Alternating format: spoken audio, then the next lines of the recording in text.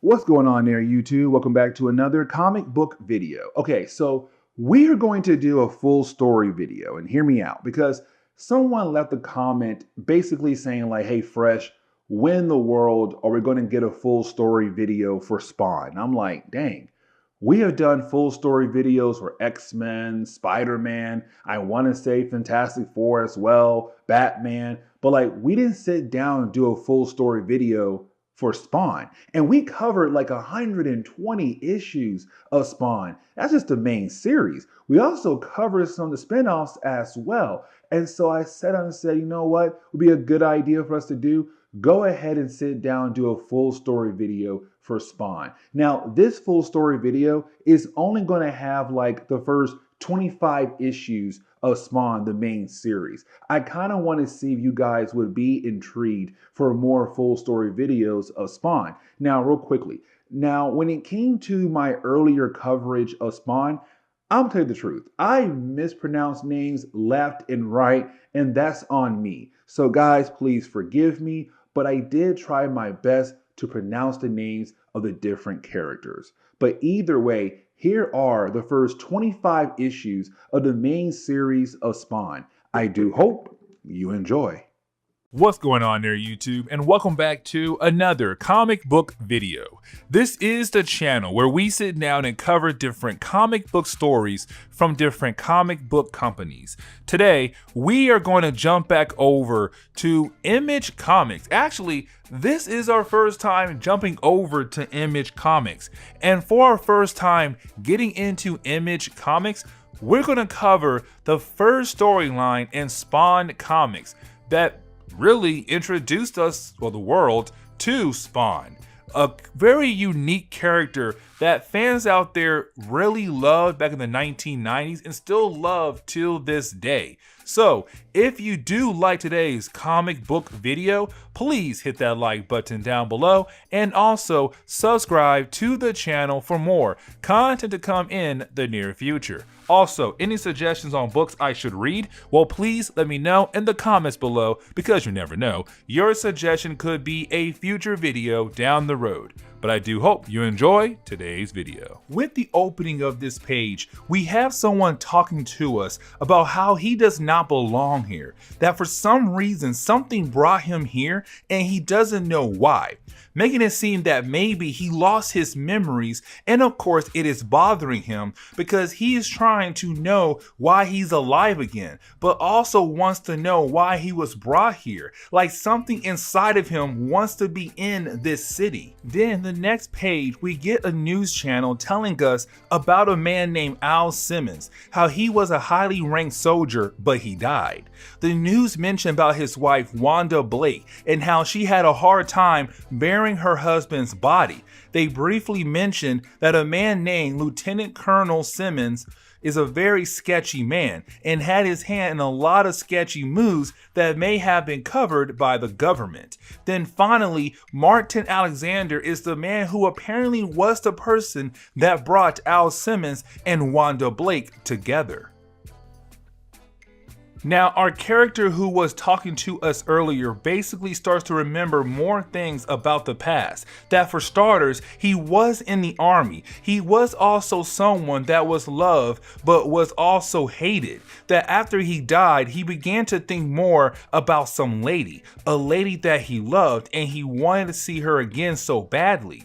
So he made some kind of deal with someone to be able to come back to life. The problem is that he does not remember the name of the person who he made the deal with. Also, he does not remember the name of the lady he really loves so much. So with that being said, we open the next section of the book to us getting the first look of Spawn. So now his mission is to figure out who he is, where he is from, find the woman he loves so much, and get revenge against the man who he made a deal with and took his memories. He thinks he'll be able to remember when he finds his lady, and that will unlock a lot of his memories. We then pick up with two different cops, one being named Sam Burke and the other one having a nickname Twitch. Now these two guys are trying to figure out who is going around killing some mobsters.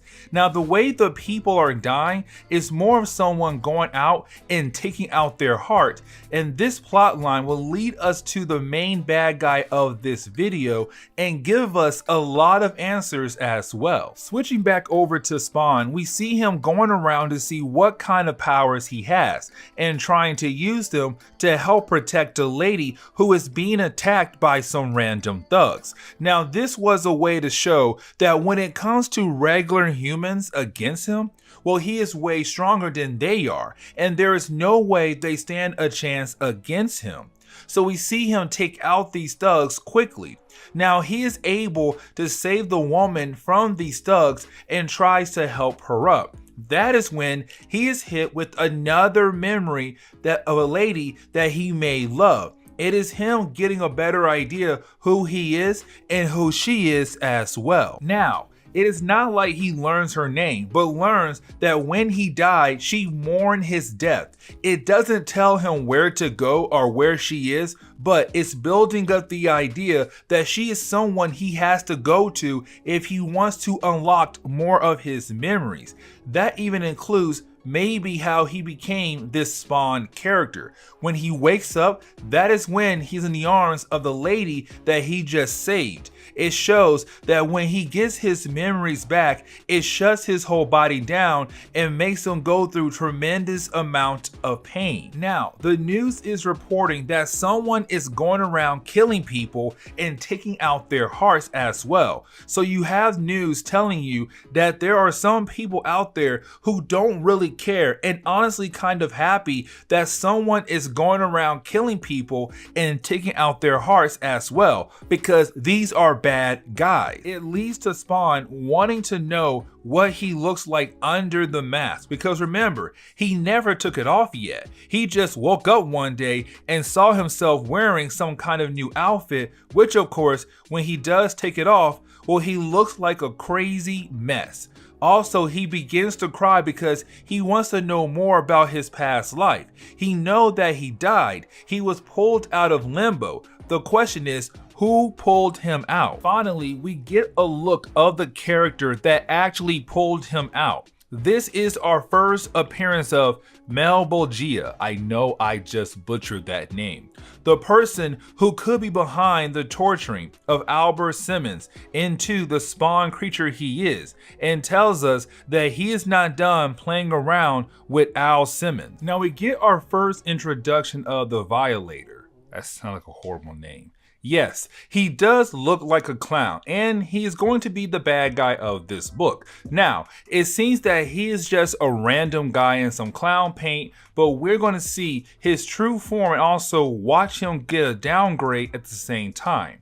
Now we see that he tells us that has some kind of plan cooking to basically impress his boss. But now his goal is to watch over Spawn and also make sure Spawn falls in line as well. You will see what I'm talking about here in a minute. Getting back to Spawn, we see him beginning to gather himself after being so shocked by the way he looked. He's just telling us that he is going to continue to figure out who he is and trying to figure out the name of his wife. Now, there is a moment where he does see the Violator and wonder who he is, and begins to go down there to see him, except when he gets down there, of course, the Violator is gone. Now heads up, this is where we begin to see some bloody mess.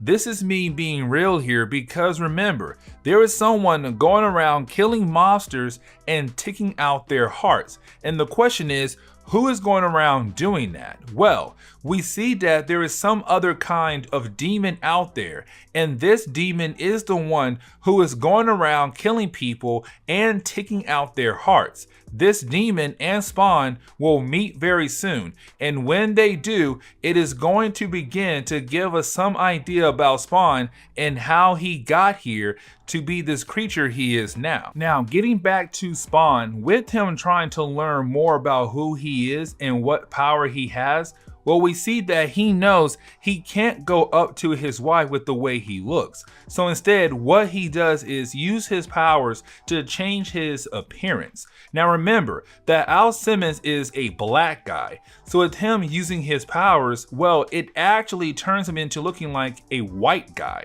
which of course is the complete opposite of what he looks. No matter how many times he tries to change it to him being a black guy, the results are the same. He keeps ending up looking like a white guy. This leads into Spawn being able to tap into more of his memories the more he tries to use his powers to change his appearance. Except this time, it leads to him remembering about his best friend Jason Wynn, who was also his boss. Except over time, things between them did not go well. Even though Simmons looked at Jason as a brother rather than a boss, it seems that Jason Wynn was actually crooked. So crooked that to Simmons, he looked at Jason Wynn as true evil. With Simmons remembering all of this, it made him crash into the ground, continuing the idea that every time Simmons remembers something, his whole body just crashes down. Now, with Spawn being on the ground, of course, he is greeted by Violator, who basically makes it seem that he cares, except in reality, he doesn't really care at all. He is just here to bother Spawn and make it seem that he is stronger than Spawn. This is where you have Violator tell Spawn that he is technically a Hellspawn. Of course, we should all know what that means. Now you have Violator thinking he is a big shot and Spawn should be scared of him.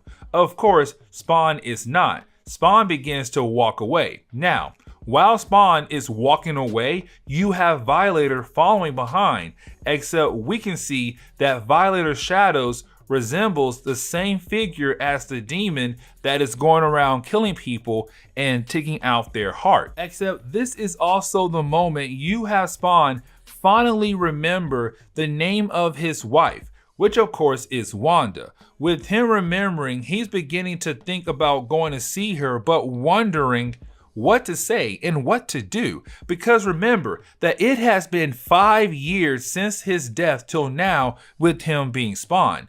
Either way, he knows in his heart that he wants to see the lady he once was with and still loves. Don't worry.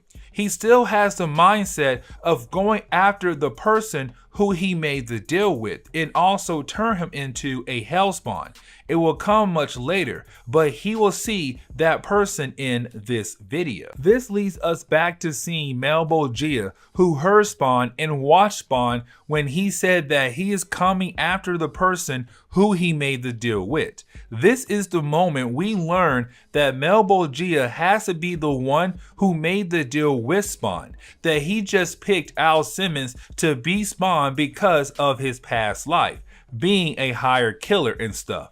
It made sense for Melbo Gia to pick him, and that Melbo Gia is not done torturing Al Simmons, that he will do whatever he says, because when he and Melbo Gia made the deal, Al Simmons did not read the fine print at all, and now will be stuck doing grunt work for Melbo Gia. Now Spawn knows her name, but doesn't know where to find her, so what he does next is go to the CIA building, hoping to find some information about where his wife moved to.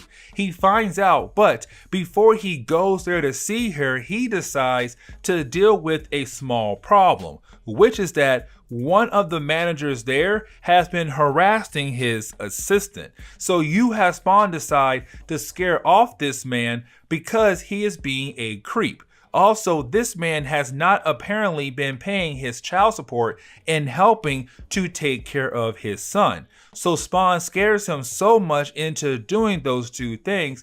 If he doesn't, Spawn will come back to hurt this man. Now, this will be a heartbreaking moment for Spawn, because now he has to approach Wanda, who he has not seen in a long time, confused on what to say. He doesn't even look like his original self.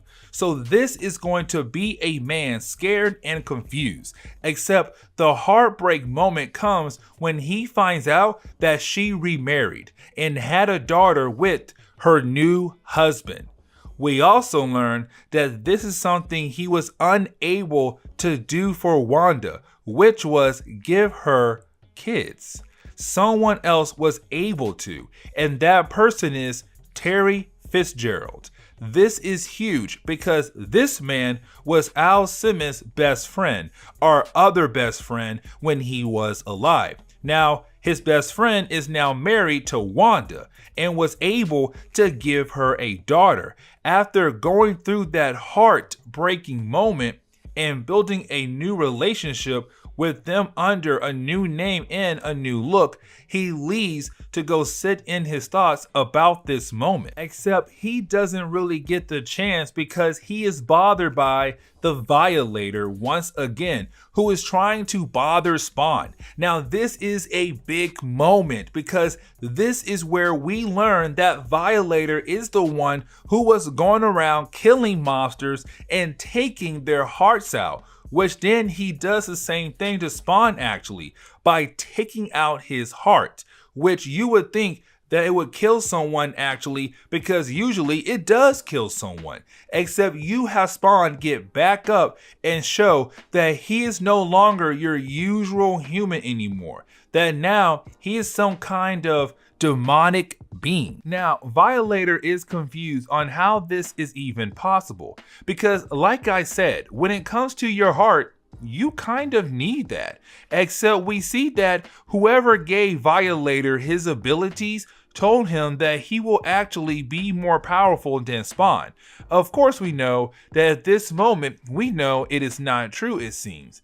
Maybe they're on the same power level, except you have Spawn being able to pick up his heart, put it back in his chest, and actually close his wounds. Like now he is completely healed up.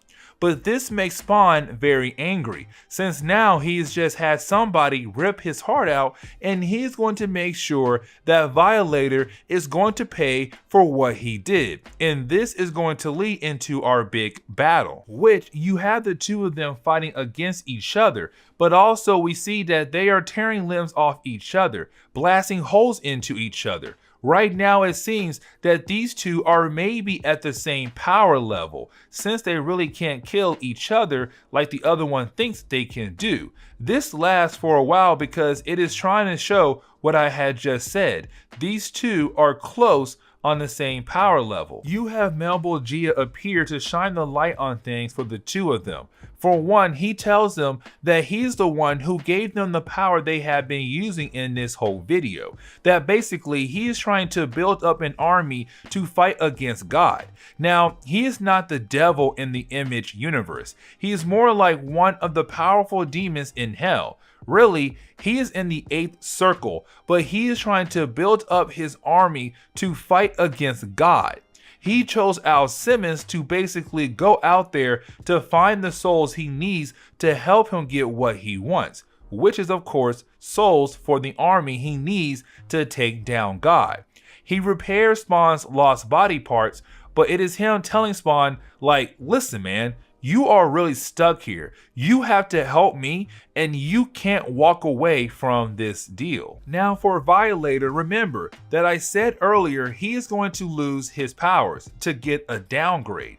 That is because Violator was going around using his powers that Melbogia gave him to kill people around the city for fun, hoping to make Melbogia happy. To Melbogia, he only gave Violator powers to use to keep an eye on Spawn, not to be going around killing people. That really, he could have let God know what Melbogia could be doing on Earth. So he takes the powers he gave Violator and also tells us that just like Spawn, Melbogia also created Violator. And you have Melbogia leave the show that he is not going to deal with any more drama. The book closes on Wanda waking up, but with her telling Terry that she has some kind of feeling that Al Simmons is alive again, or his soul is calling out to her. Either way, it is saying there is some kind of connection between the two of them.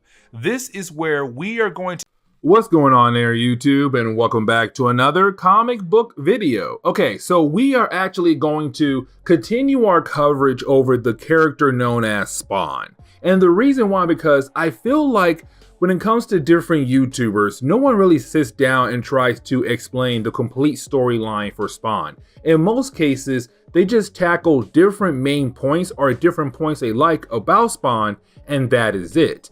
And so I want to kind of sit down and see how this goes for us as we cover a lot of more things that most YouTubers don't cover when it comes to the character of Spawn. Now, we covered the original origin for Spawn number 1 through 4, a couple years ago. And so I want to continue from that point right there. Now, today's video is only going to cover one single issue, but it's a way for us to still continue our coverage over the character of Spawn. And so we do pick up with Spawn number 5, better known as Justice. Now, this is Spawn really going after a certain character, and this character is a serial killer, but a serial killer who went around and killed children. Now, with that being said though, when it comes to Spawn for our channel, we're going to have a video every single Sunday. We're going to call it Spawn Sundays from here on out. So every Sunday, expect a Spawn video, 1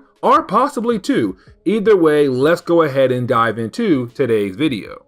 And so getting into today's video, we actually do pick up with a character known as Billy Kincaid. Now, when it comes to Billy Kincaid, he's actually the serial killer I was talking about earlier that Spawn is going to go after here in this book right here. And the reason why, because Billy Kincaid was locked up, and originally he was supposed to be taken away to prison for 22 years. But because of good behavior and also serving at least 8 years of his time, he was able to get out in just 10 years. And so when we actually jump into this book, it's him right now being released, but of course being told what he has to do after being released from prison. Like, for example, you have to stay away from children because you were someone who had killed off a bunch of children. But we believe that you are technically a better person now because the time you served here in prison. And so they let him go. Now, Sam and Twitch are actually there as well. Now, when it comes to Sam and Twitch, remember, they're just 2 cops, they're partners. But when it comes to Sam, he was one of the cops who actually locked up Billy. And so to see him right now being released, he hates the idea because this guy is a serial killer. He killed off a bunch of children, and apparently he did so bad to one child, they had a hard time identifying the child. And so for Sam, he hates the idea that Billy is being released, but unfortunately, it's out of his control, and Billy is released back into the world. Now, we actually do see the news right now reporting about the release of Billy Kincaid. Now, at first, you do have the reporters kind of give us the details about Billy, which honestly is everything I already told you about Billy. The fact that he was a serial killer, he killed off a bunch of kids, and he was supposed to be in jail for 22 years, but got out in 10. Either way, it's still a way for us to see the news kind of give us more information about Billy, more of a background, but we don't need that background for this story. But at the same time, I like this page because you're still able to have people call into the news to express how they feel about the idea of Billy being released from prison, this well-known kid serial killer.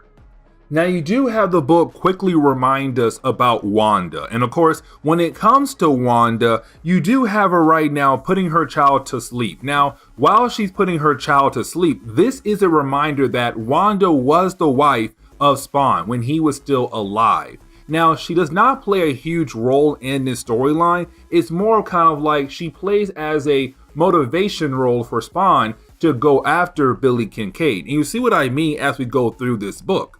But then we jump over to Sam and Twitch. Now, this is a way for us to really see that Sam is still bothered about the idea that Billy Kincaid was able to get out of prison, someone who should stay locked up forever because he is a well-known serial killer. And so this is Sam saying, listen, Twitch, I know that we're technically not higher up in the police rank, but I still want to technically stake out Billy's house to make sure that he does actually follow the law, that he does not go out there and find kids and kill the kids. And so we are going to stake out his house every single night after midnight to make sure this man follows the law. And if he breaks the law, we'll be right there to arrest him and throw him right back into prison. And so that is the moment where we actually jump over to a homeless group. Now, the reason why, because we actually pick up with a police officer taking his car and driving his car right through the area that homeless people use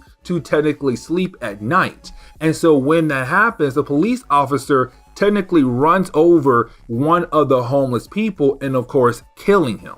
Now the officer does not care. He continues on because to him, the homeless people are technically in the wrong for technically being homeless, but also being in the way. And so he just leaves. And you have the homeless people get upset about the idea that one of their own was just killed off by a police officer. A police officer is supposed to be out there protecting the people. And here he is right now killing someone because they're homeless and doesn't even care. And so he moves on. And so you have these people get very upset and they find a newspaper. Now, when they do find this newspaper, it's talking about the release of Billy Kincaid. And of course, they're saying, how's it fair that a homeless person gets killed off and no one blinks an eye, but this serial killer who killed off a bunch of children was able to get out on good behavior? Now, of course, when they say Billy's name, Spawn overhears this conversation,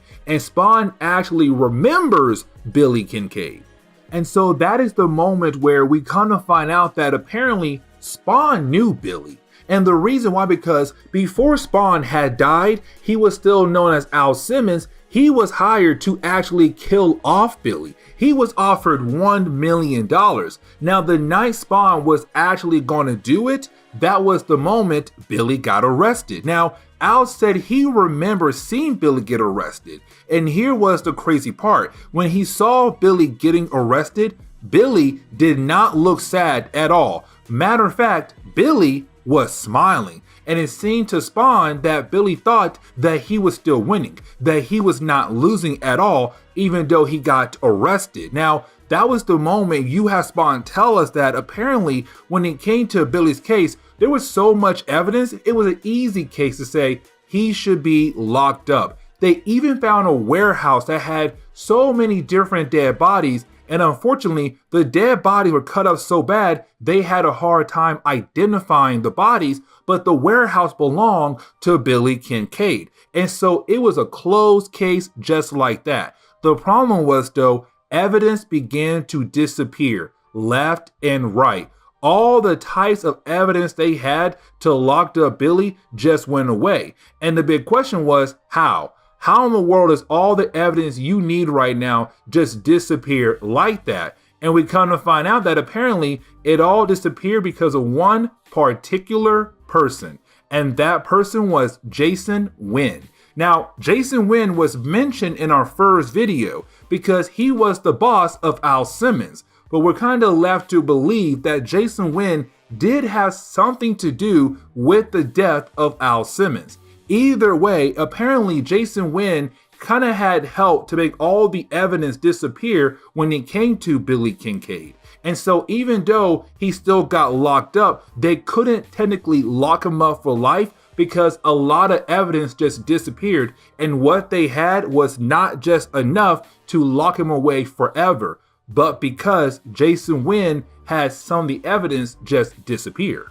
And so you do have Spawn decide that something must be done when it comes to Billy, because Billy is still a killer no matter what. Yes, he may went to prison, but this man still could have the ability to go out there and kill again. And let's not forget, he was a child killer. And so this is Spawn saying, I'm trying to think of Wanda, because right now Wanda, the person who used to be his wife, has a child. Now Spawn has no idea if this child belongs to him or her new husband, but either way, he is thinking of Wanda and her child. And Billy could possibly come after her child down the road. And so it's Spawn saying, I must deal with him now, because if I don't, he might kill off Wanda's child later on. And so this is Spawn saying, I am going after him tonight. And he does. Now, when he does, let's not forget, Sam and Twitch were technically outside sticking out the house of Billy Kincaid to make sure that he actually follows the law. Except they do see Spawn go inside. Except when they do get inside to confront Spawn and also Billy Kincaid, they both had disappeared. And so to Sam and Twitch, this stakeout is a failure, and they begin to go back to the police department.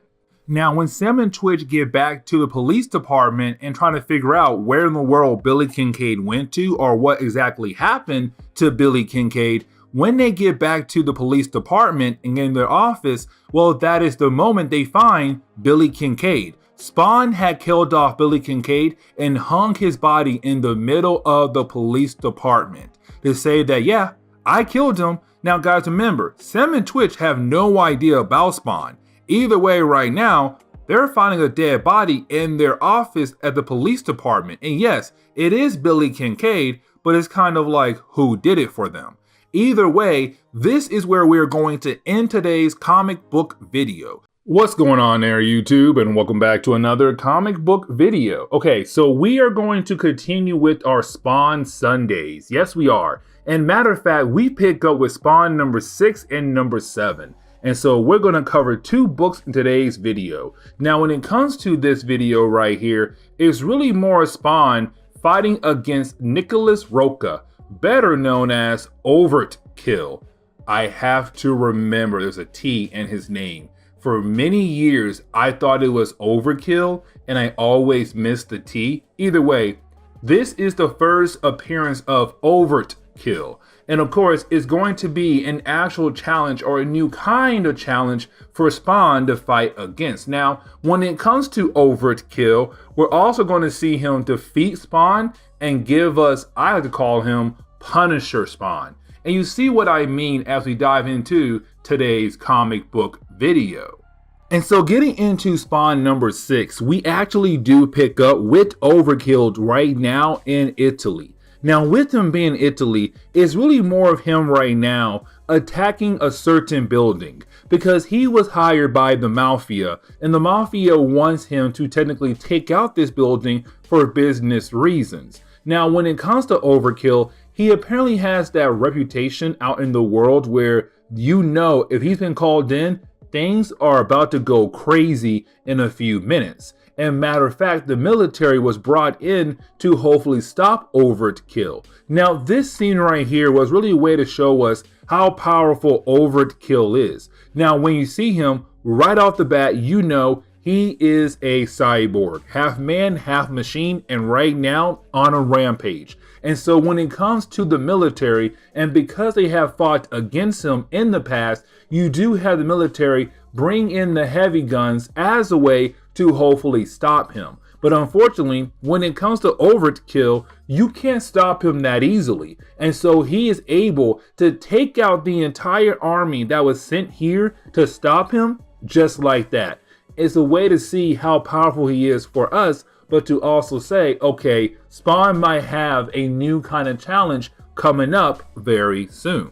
Now, that is the moment where we actually jump over to a character known as Freddy. Now, Freddy is not going to be that important for this storyline, just for this section really. And the reason why, because at the end of this section, Homeboy's going to die. But right now, he's actually talking to 2 mobsters who actually work for a mafia boss in the city, and that boss is known as Antonio Twistelli, better known as Tony Twist. Either way, when it comes to Antonio, he's right now trying to figure out who went around and killed off the different mafia bosses in the city and also took out their hearts. Now, that storyline right there took place in the first video we did for Spawn. Now, for Spawn, he's actually innocent. He did not do anything at all. But when it comes to Tony, he has no idea who actually did it. And so he's trying to get information about who did it. And when it comes to Freddy here, Freddy is now telling the 2 guys who work for Tony that it was Spawn. And matter of fact, you have Freddy tell the 2 guys where Spawn is actually staying at right now. And of course, Spawn is right now staying at the homeless camp in the city. And so now you have these 2 guys kill off Freddy, and they're going to tell their boss what they just had learned about who could possibly be behind the deaths of all those different mafia bosses. When we actually pick up with Spawn, you have Spawn right now hanging out with some homeless people. And this is a quick reminder that because Spawn was brought back to life as Spawn, of course he has nowhere to go. And until he learns everything about his recreation or his rebirth, he's right now hanging out with homeless people because he has nowhere else to go. But with that being said, you do have the homeless people begin to ask him a bunch of questions about his past life, his origin story. And so this is a way to kind of help new readers who were back then just jumping into Spawn to learn more about Spawn when it comes to his backstory. Now, for our sake of our coverage, we're not going to do that. And matter of fact, we are going to move on. But I just wanted to bring this up because it does show Spawn having connection with these homeless people, because even though he does seem a tad bit odd, a tad bit different, they still accept him and they still want to say, you're like a brother to us and we need to know your backstory, because that helps us build a connection with you. Now, earlier we actually saw the two gangsters kill off Freddy to get a location of Spawn. And matter of fact, we do see them right now heading over to tell Antonio about the location of where Spawn is hiding out at. And of course, Spawn right now hangs out with homeless people.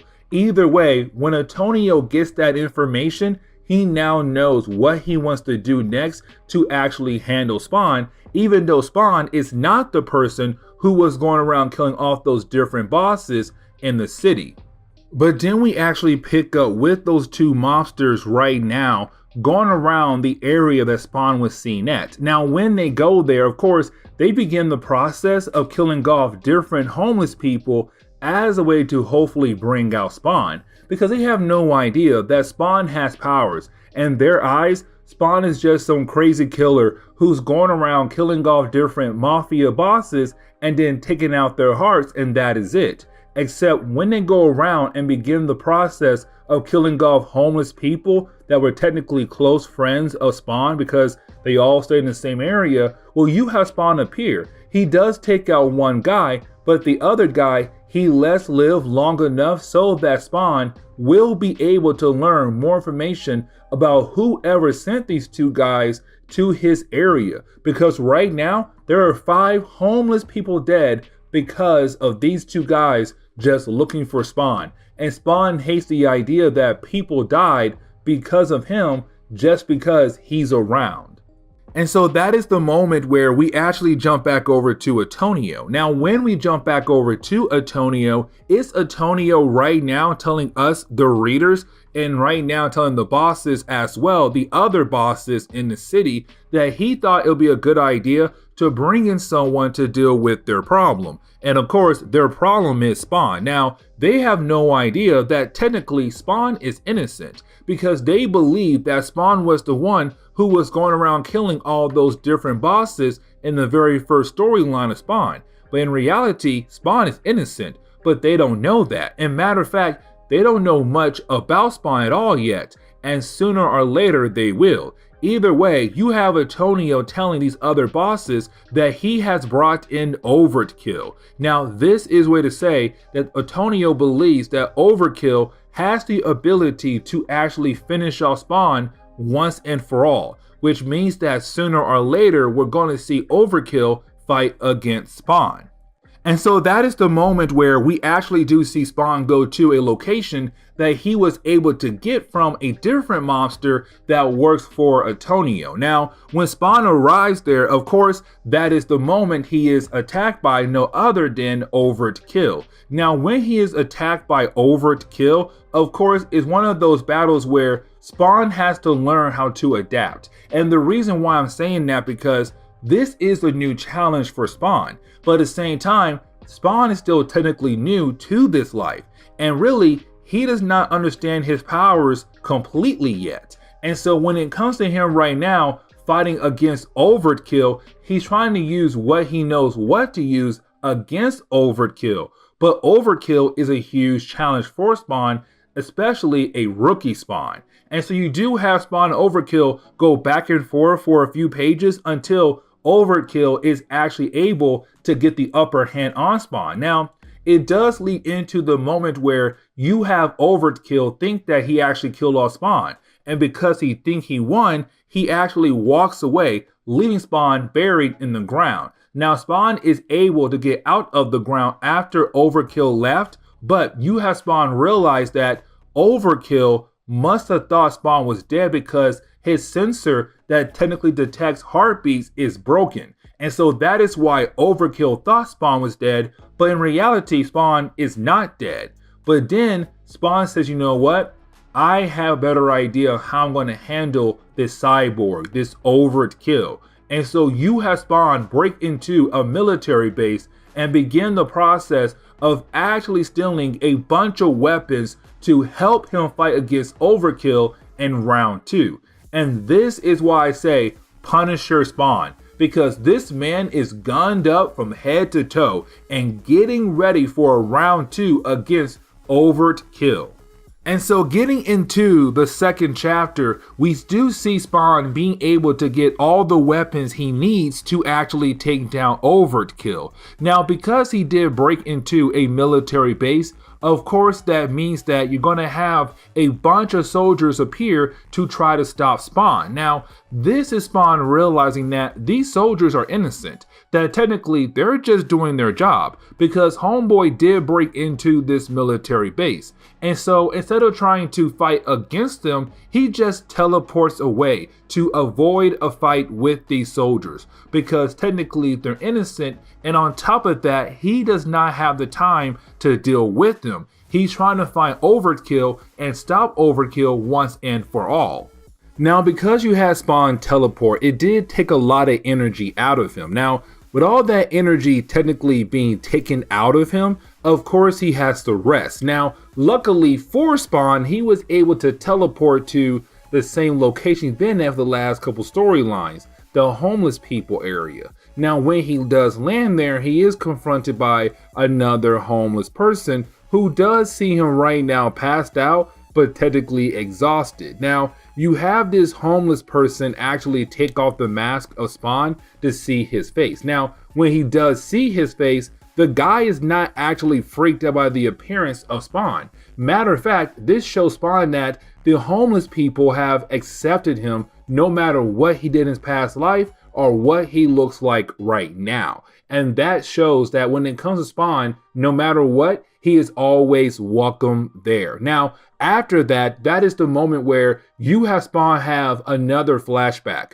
Because remember, Spawn has no idea how he died. He knows he was killed off, but he has no idea who killed him off. And so when he has this flashback, he does see the skeleton right now, but the skeleton is talking to him in a way where it seems to be the person who had killed him in his past life. Now, of course, we have no idea who the skeleton actually belongs to, and so it's Spawn saying, okay, it has to be someone close to me, because the way the skeleton in my flashback was actually talking to me, it seemed like they actually knew me. But the question is though, who? Who was the skeleton person? Because without flesh, he has no idea who it is. And so it's Spawn realizing that he was killed off by someone very close to him, but apparently that person close to him betrayed him for some unknown reason. But then we jump over to Wanda. Now remember, Wanda was the wife of Spawn before he had died, but she had moved on because it's been 5 years since the death of Spawn and his rebirth as Spawn. Either way though, when it comes to Wanda, she moved on and she got married to Terry, who used to be Al Simmons' best friend before he had actually died. Now with that being said though, she wakes up screaming, and the reason why, because it seems like she had the same flashback Spawn did, which tells her that when it comes to her husband, he was not killed off in some crazy accident, he was actually murdered by someone close to him. And so it's her begging Terry to look into the murder case of Al Simmons, because she was told that he just died in a regular kind of death or an accident death. But now she realizing that her husband could have died technically by being murdered by someone close to him. Now you do have Spawn wake up. Now when he does wake up, this is Spawn saying that, okay, after that random flashback and everything, it's time for me to go out there and fight Overkill. Now, when Spawn begins to walk away, he realized that he should take off his cape. And the reason why, because his cape is only going to get in the way in the battle between him and Overkill. Now, when Spawn leaves the cape behind and begins to walk away, Spawn does not realize that his cape is actually alive and actually following him. But of course, he has no idea yet, and so he just keeps on walking to find Overkill. But then we jump over to Wanda once again. Now this is only a page, but it's very important. And the reason why, because you have Wanda right now going to an animal shelter. And the reason why, because it's her right now doing her own detective work about what happened to Al Simmons. But on top of that, in the first storyline, she was actually confronted by a Caucasian person. Now, that Caucasian person was actually Al Simmons' Spawn. It was Spawn trying to see his wife once again, once he was able to actually remember her name and who she was. But except when he went to go see her and he tried to use his powers to change his appearance, of course, he changed into a white guy, not what he used to look like before he had died. And so he knew that he could not walk up to her and say, hey, I'm Al Simmons in a white person's body. And so he gave her a fake story that he was just some person who works at an animal shelter nearby. And of course, when she came here to look for him to see if there is some kind of connection to Al Simmons, well, of course, when she gets there, the owner of the shelter says, no, I have nobody who works here with that description at all. I'm sorry to waste your time, but unfortunately, you gotta leave. Now, this does lead into the final part of today's video, where we actually do see Spawn being able to find a way to contact Overkill. Now, when he's able to actually contact Overkill, it's right now Spawn just being able to use all the weapons that he had stole from that military base as a way to defeat Overkill. Now, at first, you have Overkill showing that he's overconfident in his abilities. He really feels like he should be able to actually defeat Spawn. But here's the thing though, Spawn did somewhat recover. When it comes to Overkill, he did not, because he is a cyborg. And a lot of times cyborgs break apart and they need the right stuff to actually be repaired. When it comes to Spawn though, he is a demonic creature. His powers are magic based for the most part. And so he was able to recover faster than Overkill was. But on top of that, you have Spawn bringing these weapons to a fight that he already has a better chance of actually winning. It's not a fair fight for Overkill. And so while you have the two characters fight against one another, you have Spawn actually be able to defeat Overkill just like that. And with him being able to defeat Overkill, it's Spawn making sure that Overkill cannot come back at all anymore down the road, where he technically blows up Overkill to say he is dead. There's no way he can come back. What's going on there, YouTube, and welcome back to another comic book video. Okay, so we are actually going to explore hell for Spawn Sunday. Yes, we are going to continue on with our coverage for Spawn, and we're gonna pick up with issue number 8. Now, when it comes to issue number 8, it actually does pick up where issue number 5 left off at. Now remember, in issue number 5, Spawn killed off a serial killer. Matter of fact, he killed off someone who was going around killing off a bunch of children.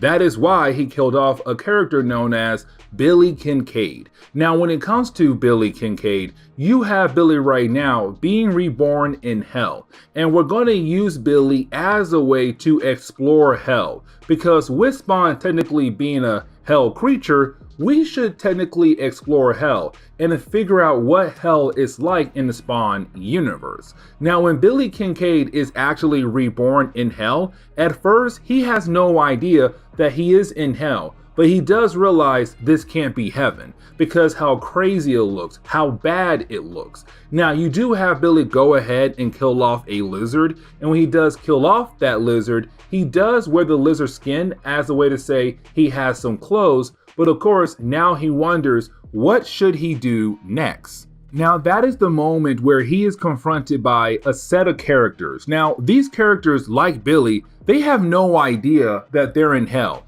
Matter of fact, they're wondering where in the world they're at right now. Now, of course, out of all the characters, the little girl is the one who actually knows a lot about hell. And what she says to Billy and the rest of the crew is that when it comes to hell, there's 10 different areas. And matter of fact, they're like spears.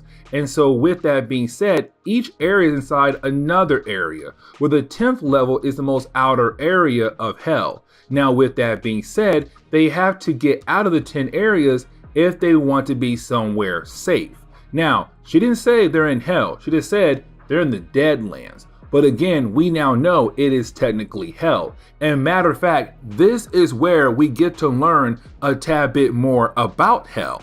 And so that is the moment where they are actually confronted by a soul trapper. Now, a soul trapper is from the 6th spear, but usually when it comes to a soul trapper, they're looking for souls to take with them back to their area in hell. And matter of fact, if they take you, you are forced to sing for them forever, for all eternity. Now, at first, our characters, including Billy, they have no idea that this is a soul trapper, except the little girl. She knows about this soul trapper, and she says, yes, that is a soul trapper. Now, the rest of our crew, they believe it is an angel because it looks like an angel. But honestly, that right there is just a disguise, because once they get a closer look after one of their characters is taken away, they realize, oh my God, that was not an angel, that was some kind of motorized machine. But in reality, it was a soul trapper, a hell creature.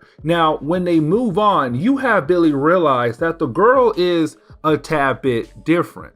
And matter of fact, while he's trying to rest and try to take his mind off things, including the girl, when he dreams, he only dreams of Spawn. Now, is Spawn technically killing him different kinds of ways? Is Spawn now haunting his dreams even though this man had technically died and moved on to the afterlife? Now, this is something we are going to see over and over and over again in this book, to say that Spawn is always connected to Billy because Spawn was the one who had actually killed off Billy.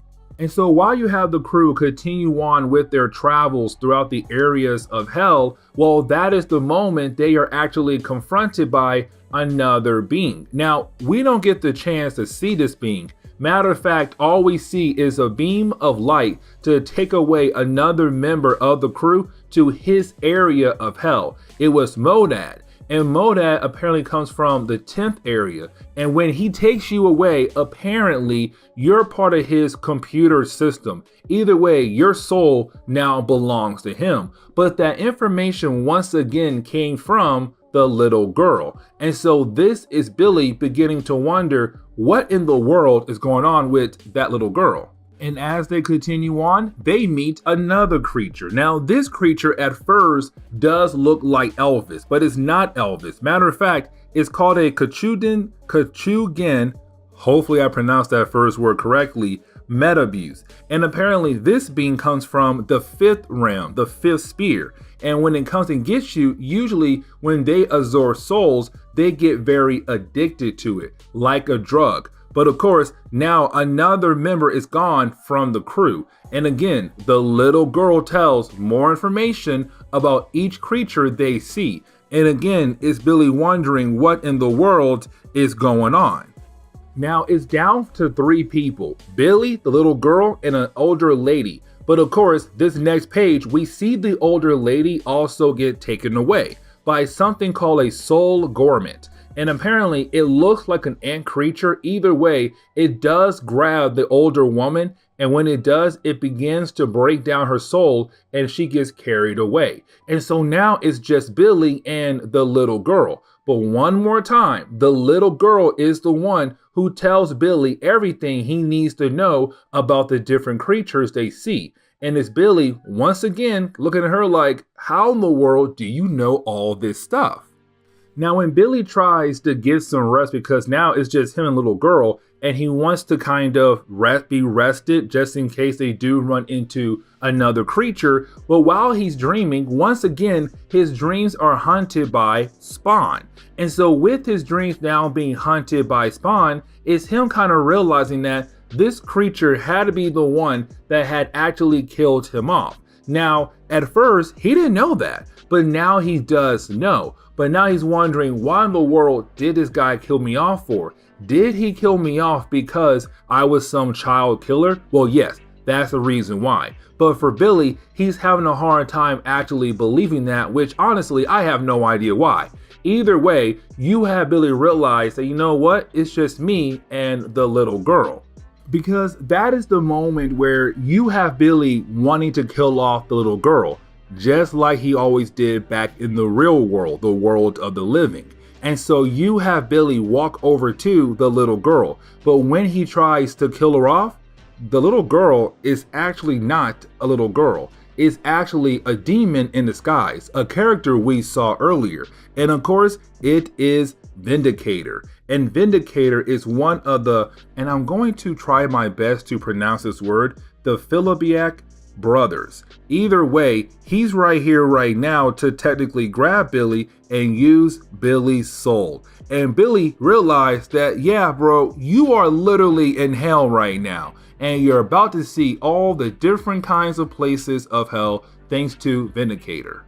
And so that is the moment where you actually have Billy Kincaid try his best to get away from Vindicator. Now, Vindicator could easily capture Billy Kincaid, but to Vindicator, it's a game. He's trying to chase down Billy, but to also show Billy and us, the readers, the different levels of hell, the different spheres of hell. And of course, we do get a brief description of each area. But of course, for the sake of the video, I'm not going to sit down here and explain level 2, 3, 4, 5, and so on and so on.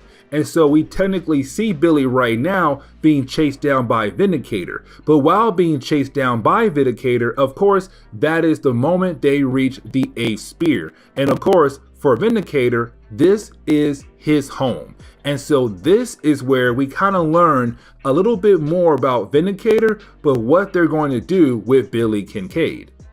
Now that is the moment where we actually do see Vindicator explain a tad bit more to Billy Kincaid about what's going to happen next to Billy. And right now you have the Vindicator tell Billy that your soul is going to serve the Malbolgia's army. Malbolgia is the one in charge of this area of hell. Either way, right now, Malbolgia is collecting a bunch of souls for their army. And so right now, Billy is the next one to join the army. Now that is the moment we do see Vindicator hand Billy a symbiote suit. And this is the K3 Maralu. And I really hope I said that name correctly. K3 is correct, but the Maralu, I really hope I pronounced that correctly. Either way, when it comes to the K3 suit, it is going to technically combine with Billy. And so now it's part of him for life. But Billy Kincaid has now joined the army of Malbolgia. And technically, this is what's going on there, YouTube, and welcome back to another comic book video. Okay, so we are actually going to continue our coverage over Spawn for Spawn Sundays, and we actually pick up with Spawn number 9. Now, Spawn number 9 is going to give us a lot of information, but on top of that, it is the first appearance of a particular character. Now, with that being said, diving into today's storyline, we actually pick up in the past. Now, at first, we're not told how far in the past we're in, but we can tell right off the bat that we're probably about 800 years in the past. But on top of that, you're going to see a Spawn in this story in the very beginning in the past. But just remember, it's not Al Simmons because we are 800 years in the past. Either way, we actually pick up with a young lady right now calling out for help. Now, while she's calling out for help, that is the moment where you have the book give us an idea about Spawn. And what I mean by that is apparently Spawn is technically known as Hellspawn. But on top of that, they're part of something called the Hunt.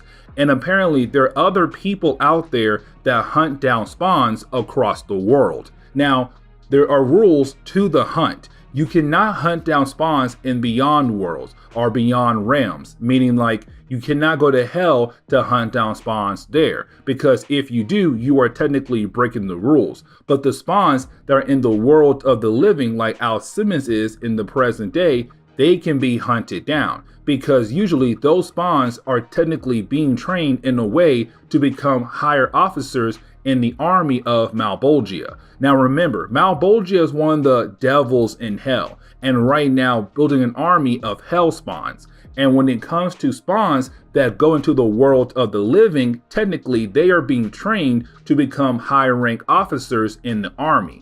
And so those spawns right there, you can hunt down. But other spawns in the beyond realms, like hell, you are not allowed to go down there. Now, that's the moment where we do see a spawn appear to help this young lady out. Now, once you do have this spawn appear to help this young lady out, she does tell him that apparently her sister has been kidnapped. And so he's going to help her find her sister and save her sister. Now, while they're on their way to find her sister, that is the moment again where you have the book continue to give us more information. And so that is when we come to find out that when it comes to spawns that go into the world of the living, of course, Earth, apparently one appears every 50 years.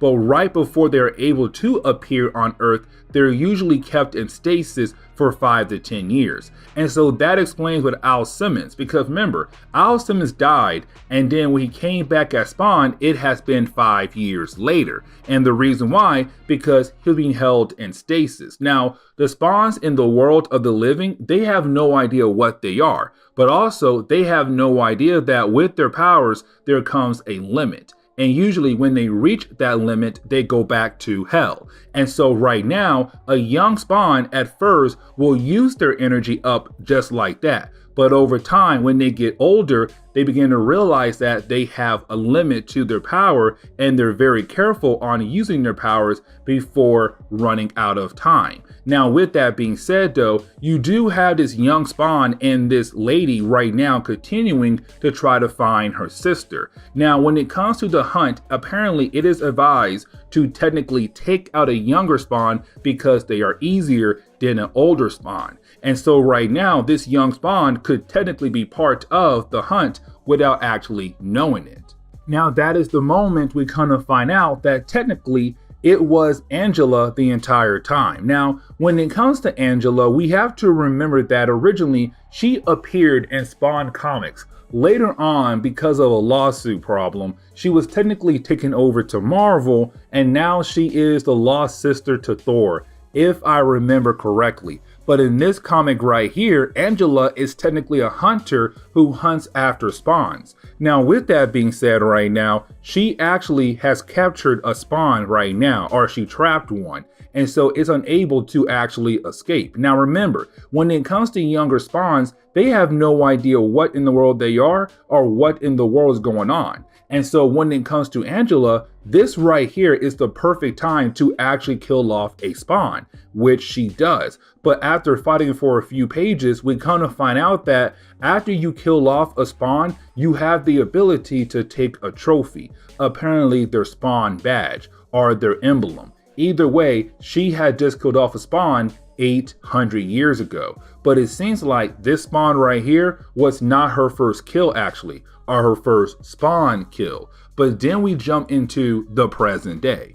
Now that is the moment where we actually pick up with Al Simmons. Now when we do, we actually see Al Simmons right now technically still hanging out with the homeless people, because honestly, they're the only people who would actually accept him, and they also gave him a place to stay. Now with that being said, they tell him that the police came by because they are actually looking for him, because apparently someone was able to technically say, hey, there's some guy out there with a cape going around doing some crazy stuff, y'all need to find him. And so the police are right now looking for him. Now, when it comes to this homeless group, they're protecting Spawn for two reasons. One, they feel bad for him, but two, let's not forget, in the earlier book, a police officer in his police car ran over a homeless person who was just sleeping in the middle of the alleyway. And of course, that person died. And so right now, this group of homeless people honestly do not care for the police right now. Now, that is the moment where you do have this random old man appear. Now, at first, he may seem random, but he does tell Spawn his actual name, and his name is Count Nicholas Cagliostro. And I really hope I pronounced that last name correctly, but we're going to call him Count. Now, when it comes to Count, he knows a lot about Spawn, and he gives us more information about Spawn. And what he says right now, that when it comes to Spawn's powers, his powers technically comes from his costume. His costume is technically a parasite that was attached to his soul. And so right now you have Count saying, hey man, listen, I know a lot about your costume. It's a parasite. It also has powers. Matter of fact, try to use some of that powers right now to give us some wine right here and now. And of course, you have Spawn actually do it. He's able to tap into his powers of the costume that he's wearing to go ahead and bring him some wine for the homeless group.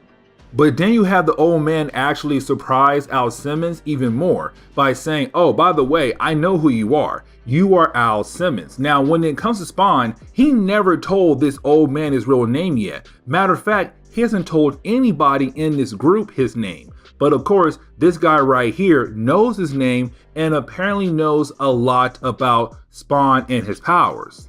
Now, before we are actually able to learn more about this old man, we actually do jump back over to Angela. Now, when we do, we see Angela right now meeting up with another young lady known as Gabrielle. Now, when it comes to Gabrielle, apparently she's telling Angela that she's now in charge of the world. Now, we have no idea what that means yet in this book, but apparently you do have Gabrielle tell Angela, listen, I know that technically you are a freelancer, and you have Angela tell Gabrielle, actually, I have my hunting permit, and the reason why I'm here right now is to hunt down the new Spawn in the world. Now, for Gabrielle, even though she does not like Angela, she's okay with Angela hunting down a Spawn, because again, they are demonic creatures. And so she says, listen, I know I can't stop you from killing off this Spawn. And matter of fact, I want you to do it, but I have a rule for you.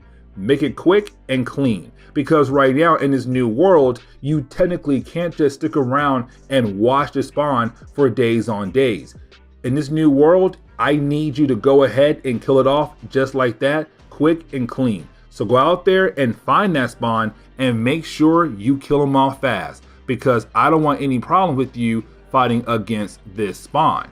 Now that is the moment where we actually jump back over to Spawn and Count. Now this is Spawn trying to figure out how in the world does Count know so much about him? How in the world does he know so much about the costume? Now that is the moment where you actually have Count tell Spawn, oh man, listen, I know a lot of things about you, and matter of fact, I know about the deal you made with one of the devils, Malbolgia. Now, when he says one of the devils, that is when you have Al Simmons realize that there's more than one devil, and apparently he only met one devil, Malbolgia, and he knows about the deal that Spawn had made with Malbolgia. Now, before Count is actually able to give Spawn more information about how he knows so much about Spawn, well, that is the moment you have Angela appear, because remember, she's here to hunt down Spawn. And so that leads into a battle between Spawn and Angela. Now, when it comes to their battle, honestly, Angela should win this battle very easily. And the reason why, because technically Spawn is still new. He's still learning how to use his powers. He's still learning how his powers actually even work and how they can protect him in a battle like this right here. And so technically, he's easy picking. But unfortunately for Angela, Spawn is the main character. So he has main character plot armor. Either way though, you do have Angela being able to actually hurt Spawn to the point where it does seem like she is about to kill off Spawn. Except that is the moment he's able to tap into a new power of his. Now, we're not told what this power is yet, but honestly, it was able to send Angela running. Now, at first, we have no idea where she ran back to, but of course, you have Count tell us that Spawn was able to actually defeat an angel,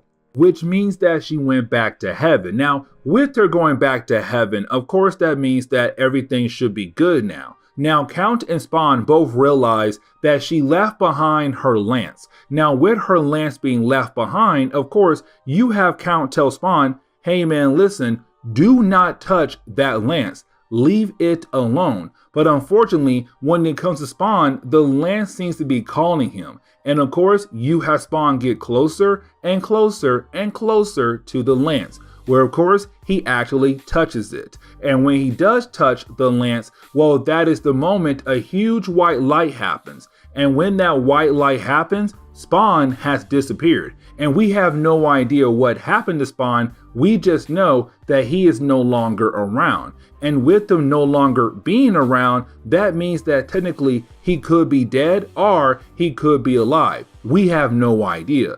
Either way, you have Count tell us in a way that it seems that Spawn is actually gone. When it comes to his clock, it also seems that his clock has also been resetted, or technically he is dead. What's going on there, YouTube, and welcome back to another comic book video. Okay guys, so we are actually going to continue our coverage over Spawn for Spawn Sundays. And matter of fact, we're going to pick up with Spawn number 11. Now, don't freak out, because I do know we're skipping over Spawn number 10, but there is a good reason why. And the reason why, because when it comes to Spawn number 10, I felt like it wasn't a book that was so important for our coverage over Spawn. Now, I could be wrong actually, because I haven't read that far into Spawn to make the right choice, I feel like. But for right now, for the sake of our coverage, I'm not going to cover Spawn number 10. Now, we may come back and cover Spawn number 10 down the road as I read deeper into Spawn, but for right now, I'm not going to cover it. And matter of fact, I did hear that later books actually kind of tell us what happened between Spawn number 9, 10, and technically leading up to 11, today's book. But for right now, we're going to jump into Spawn number 11. And matter of fact, Spawn is now back with the homeless group in that certain alleyway. And so as we jump into Spawn number 11, we actually do pick up right now with Spawn being woken up by some homeless people who of course stays with him in this homeless group. Now, when it comes to the homeless people, they were kind of worried about Spawn because he technically fell asleep, but of course he was talking in his sleep, and of course they were very worried for him. Now, once they do wake him up, and of course he's able to calm down, he realized that he's right now back with the homeless group in this alleyway of theirs. Now, while they're all kind of hanging out and try to catch their breath as Spawn woke up so crazy and wild, you did have the homeless group ask Spawn a certain question. And of course that question is, what is your origin?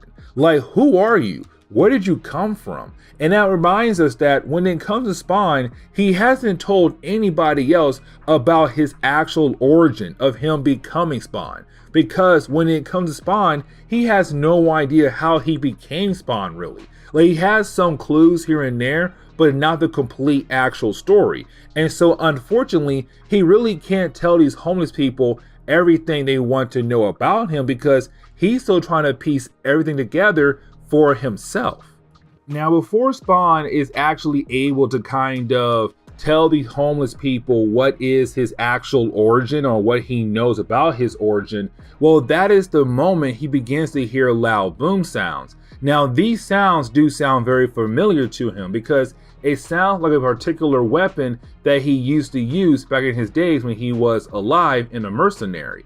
Either way, when he does run towards the sound, that is the moment he does see a girl right now being attacked by some kind of weapon that's being used by someone else. And so of course this young girl is just trying to survive.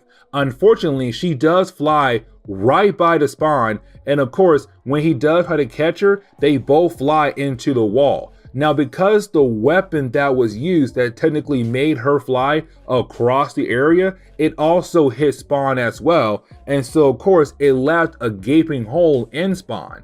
And so when it comes to the rest of the homeless group, they believe that Spawn is dead, and which honestly, yeah, I would too. Now, of course, when it comes to one of the homeless guys who's technically freaking out right now because Spawn just technically died right next to him, and so did some random girl. Well, that is the moment you do have this big guy appear out of nowhere holding a very powerful weapon and plans to use that powerful weapon on this one particular homeless guy that Spawn is friends with. And so that is the moment where you actually do have Spawn get right back up. Now, of course, he still has that gaping hole in his chest. And matter of fact, his homeless friend that's part of that homeless group, they begin to freak out because when they look over at Spawn, he has a gaping hole, but Homeboy's able to get up so easily. And of course, the guy with the gun also freaks out because Spawn has a gaping hole and he's right now just standing there like, what's up? Ready for round two? Let's go. And so you have the guy with the gun just run away, but he leaves the gun behind. And of course, Spawn does recognize the gun because he used to use the gun or seen the gun back in his past life. Either way, he does use some of his powers as a way to heal up that gaping hole. Now, when he does that, his homeless friend is literally freaking out. But of course, Spawn realized that he has no time to actually explain what's going on to this homeless guy because he wants to figure out how in the world did a random gang in the city get their hands on some very powerful weapon, and why are they using this powerful weapon inside the city? And so that is the moment where we do kind of find out that apparently there is some kind of gang war in this city. Now, the way we find this out is because you do have Spawn actually follow the guy who used that powerful weapon earlier on that random chick back to his base, his gang's main base. And that is the moment we kind of find out the name of one of the two gangs that are part of this gang war. And of course, their names are the Nerds. Yes, that's their name for their gang, the Nerds. I honestly hate it with a passion. Now, we also kind of find out that the other gang's name is also known as the Creeps. So you have the Nerds and the Creeps right now in this gang war, and they're fighting over a particular area. And of course, the area they're fighting for is the alleyway the homeless people use as their home. And so right now, as Spawn's saying, he has to get rid of both gangs as a way to protect the home of the homeless people. But on top of that, though, these gangs are using very powerful weapons that don't need to be out in the streets at all. And so this is technically Spawn saying, I'm going to make sure that both gangs are actually dealt with to make sure that alleyway is safe for the homeless people. And so what you have Spawn actually do is he used his powers as a way to call out each gang to come for one final battle. And what I mean by that is that yes, there is a final battle, but he does appear in front of each gang and pretending to belong to the other gang to call out that gang to have some one last final gang war. And of course, he takes both gangs to a different part of the alleyway so that they can have their war, but of course kill each other off. It's Spawn right now just using his powers to technically force a war, but somewhere else just to make sure that both gangs are dealt with so that the homeless people will not be affected at all. And so it does lead into a huge gun blazing battle, blood everywhere, people are dying, it's crazy like no other. But of course, it's just right now Spawn saying, yes, please kill each other off so that I can make sure the homeless people will not be affected by you guys at all. But once you have the both gangs kind of died off, you only have one person left alive, and that person belongs to the Creeps. Except when it comes to the last guy, unfortunately, Homeboy is not gonna make it out of this, because soon as Spawn realized he somehow survived this gun blazing battle, you have Spawn use his powers as a way to go ahead and kill off the last member of this gang, to technically say, look, I took care of both gangs just like that. Your alleyway is protected, everything is okay now. And literally that's the end of this story. What's going on there, YouTube, and welcome back to another comic book video. Okay, guys, so we are actually going to continue our coverage over Spawn for Spawn Sundays. Now, we actually do pick up with Spawn number 12 and Spawn number 13. Now, with these two books right here, we are technically going to find out who killed off Spawn. And this is actually very huge. And what I mean by that is, in the earlier books, we technically know who is involved when it comes to the death of Al Simmons. And of course, it made way for him to become Spawn. But the question was right now, who pulled the trigger? Like, who actually shot and killed off Spawn? And so this book right here is going to tell us that someone else was involved and they actually did the killing. They actually pulled the trigger to kill Spawn. But on top of that, this is a crossover with Youngbloods, another Image property around the same time was kind of big when Spawn was big back in the 1990s. Either way, here is Spawn number 12 and Spawn number 13. And so jumping into today's storyline, we actually do pick up right now with Spawn feeling some kind of connection to a church. Now, when he does go to this church, he remembers that this is the church where him and Wanda actually got married at. Now, this is huge. And the reason why, because we have to remember that Al Simmons, before he became Spawn, he was just a regular guy. Yes, he was a mercenary. But once he died and came back to life as a Hellspawn, he does not remember his past life at all. And so right now it's him gaining back just pieces of his memory and now remember, oh my God, this is where I got married to Wanda at. This is where we had our wedding at. This is very special to me. Now that's also the moment where he does remember that everybody loved the wedding so much. And matter of fact, they loved the reception, the ceremony, every single thing about the wedding, they loved it. But then he remembers one other particular person besides him and Wanda, and that would be Wanda's grandmother. And he remembers that the grandmother and Wanda, they had a very close bond, but also he remembers that the grandmother really did like Al Simmons a lot for her granddaughter. And so he's kind of like, listen, I'm alive again technically, and I have the ability to actually communicate with other people. So why don't I go out of my way to find the grandmother and see if she is okay, but to also make sure Wanda's okay through her as well. Now that is the moment where we actually do jump over to Jason Wynn. Now we have to remember that when it comes to Jason Wynn, he's actually very important when it comes to Spawn mythos. And what I mean by that is, when it comes to Jason Wynn, he used to be the boss of Al Simmons when Al was still alive, because Al was a mercenary, and of course he had to answer to somebody, and so he answered to Jason Wynn. Now, Jason Wynn is also kind of the main reason why Al is dead, because he does play a big role in the death of Al Simmons. Now, he may not be the one who had pulled the trigger to the gun that had killed off Al Simmons, but he is the one who did load up the gun that did kill off Al Simmons. Either way, it's Jason Wynn right now being confronted by his assistant. Now, the reason why, because his assistant just got word that somebody is technically looking into certain files about a certain subject. And of course, that subject is Al Simmons and how he died. And so right now it's Jason wondering,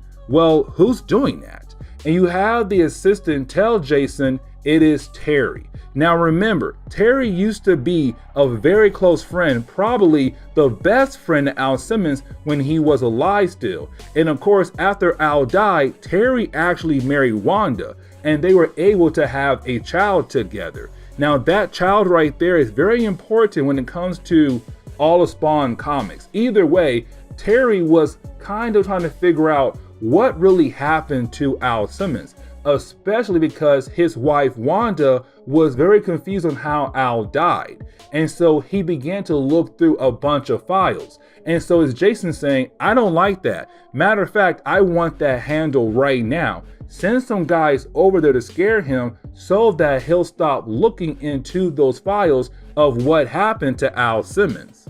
But then we jump back over to Spawn. Now, when we do, we actually see him right now going to visit the grandmother of Wanda. Now, when he does that though, right off the bat, she is able to recognize who he is. She's all like, oh my God, Al, that's you. This is crazy. This is amazing, because she recognized his voice and how he talks.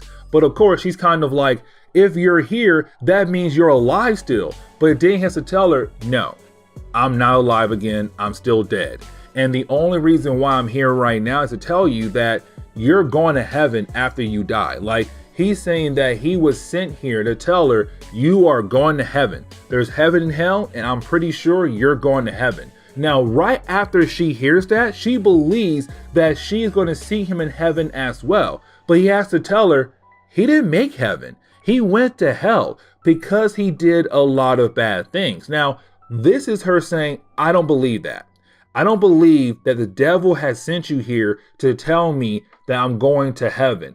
I really believe that you were sent here by God to tell me that I'm going to heaven. But on top of that, I know who you truly are. You are not a bad man. You did not deserve to go to hell. And so in reality, you should be in heaven. Now, he does ask her, does Wanda miss me? And she says yes. Every single time they meet up, Wanda talks about Al. And the way she talks about Al, it shows so clear as day that she's still in love with Al Simmons, even though he's been dead for 5 years. Now, that is the moment where we actually jump over to Sam and Twitch. Now, remember, when it comes to Sam and Twitch, they are technically detectives in New York City. Now, with that being said, though, they have been involved in a lot of cases that also involve Spawn as well. And matter of fact, their most recent case, Billy Kincaid, who was a serial killer that was going around killing off children, well, he was actually killed off by Spawn. But the reason why they got involved because Sam and Twitch were the two officers who had Billy locked away. But of course, thanks to the justice system, Billy was able to actually get out. Now, when he did get out, Sam and Twitch want to make sure he did not kill another child. And so, of course, they watched him, except when they got to his house, Spawn came in there, killed Billy Kincaid, and took his body. And so when Sam and Twitch got back to their offices in the police department, they found the body of Billy Kincaid. And so with the body being there, of course, there has to be some kind of investigation to make sure that Sam and Twitch were not the ones who had killed off Billy Kincaid, even though we know they did not kill off Billy Kincaid. But you have Sam and Twitch say, once they're off probation, they're going to find out who actually did kill off Billy Kincaid, because they did see a red cape, and of course that red cape belonged to Spawn.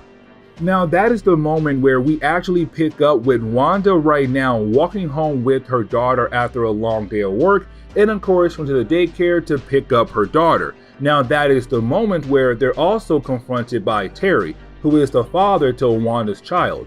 And you do have all three characters right now just walking home to their house. Now, here comes the problem though, because as soon as they get home to their house, they do see two guys at the front door. Now, to Wanda, these two guys are most likely just co-workers to Terry, but Terry knows who these two guys work for. They work for Jason Wynn. And so right now it's Terry telling Wanda, take our child inside and stay inside, because these two guys are, technically not good. So I need to have a private conversation with these two guys. So please, honey, take our child and go inside right now. And as soon as you have Wanda and their child go inside, you have the two men tell Terry, you know what? You have a very beautiful family. It'll be a shame if something happens to them. And of course, we know these two guys work for Jason Wynn and why they're there for. Now, we do jump back over to Spawn, and we also get this reminder that Spawn right now lives with a group of homeless people in this random alleyway in New York City. Now, with that being said though, right now they're all kind of just celebrating. And the reason why, because Spawn has been able to actually protect them from any kind of harm most recently. Now, of course, you do have Spawn getting very comfortable. And what I mean by that is he no longer wears his mask. And even though his face is really messed up, the homeless people don't truly care at all, because to them, he's one of them. Either way, you do have another guy, one of the homeless guys, take the mask of Spawn and actually puts it on. Now, this is a huge problem. And the reason why, because Spawn's suit is actually alive. It is technically kind of like a parasite. It attaches itself to a demonic soul like Al Simmons. And so when it comes to this parasite and being alive, of course, when the homeless guy puts the mask on, it tries to kill him off. Because again, it is a parasite. And so you have Spawn just barely being able to get the mask off the guy before the guy had choked to death. And so with that happening, it's kind of like, okay, I really should sit down one day and try to figure out how my powers work, but also how this suit works as well. Now, right after that incident, that is the moment where you actually have Spawn get another flashback. Now, with this flashback, it begins the process of him actually remembering who was the killer, who actually did kill him off. Now, again, we know that Jason Wynn did play a very big role in the death of Al Simmons. But again, though, he did not pull the trigger at all. Someone else pulled the trigger. And so, of course, with this flashback, you have Al remember, oh my God, now I know who actually killed me. And matter of fact, it was a close friend, but another friend besides Jason Wynn. It was a guy known as Chapel. And Chapel is right now part of the Youngbloods. And this is where we get our Youngblood and Spawn crossover for this storyline. Now, when it comes to Spawn number 13, that is the book where we actually do learn more about Chapel and Spawn. And we learn that when it comes to Chapel and Spawn, they were actually close friends. When Al Simmons was still alive and was still a mercenary, so was Chapel. They were both mercenaries, and occasionally their work would have them cross over with one another. And matter of fact, when they had some downtime, they would just hang out and share stories. They were actually close friends to one another. And so this hurt Spawn so much because now he knows it was Chapel who had technically killed him. But of course, for him to get his revenge against Chapel, he has to break into the Youngbloods base. Now remember, when it comes to Youngbloods, they were technically this superhero team in Image Comics. And matter of fact, they were somewhat popular at first, but over time they kind of died off. Either way though, it was a way for Image Comics to have more than just Spawn comics out there on the shelves of comic book stores. Now, with that being said though, Chapel is part of the Youngbloods team. And so for Spawn, he has to break into their base so that he'll be able to actually find Chapel and then hopefully get Chapel out of there so that they'll be able to actually have a one-on-one battle. And matter of fact, he does that. As soon as he's able to actually find Chapel, and even though he's right now with the rest of his team, or most of his team members, you have Spawn use his powers as a way to teleport him and also Chapel away from them so that they'll be able to have a one-on-one battle somewhere else in the world. Now we do jump over to Terry, who used to be the best friend of Al Simmons. Now when we actually jump over to Terry, we do see him right now having a hard time trying to get some sleep. And the reason why, because those two guys from earlier really got to him, and he knows that where they came from. He knows that he's being watched, and he knows that if you're being watched, it's very hard to get on the watch list for that particular group that Jason Wynn actually works for. And so right now, it's Terry trying to figure out why in the world he's being watched by them for, because they didn't tell him why they're watching him or to back off on a certain kind of thing he's working on.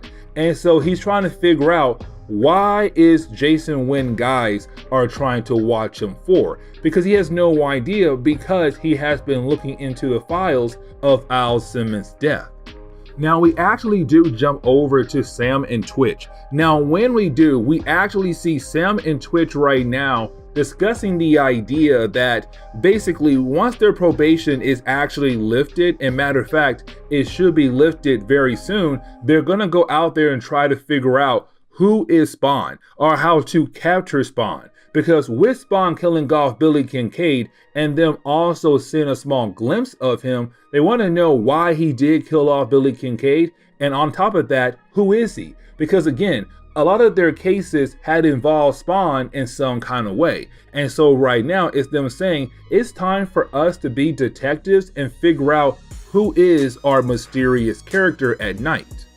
Now this leads into a battle between Spawn and Chapel. Now, when it comes to their battle between one another, it's really more of Spawn trying to make Chapel realize who he is. Because Chapel has no idea that Spawn is Al Simmons, because of course, he looks completely different.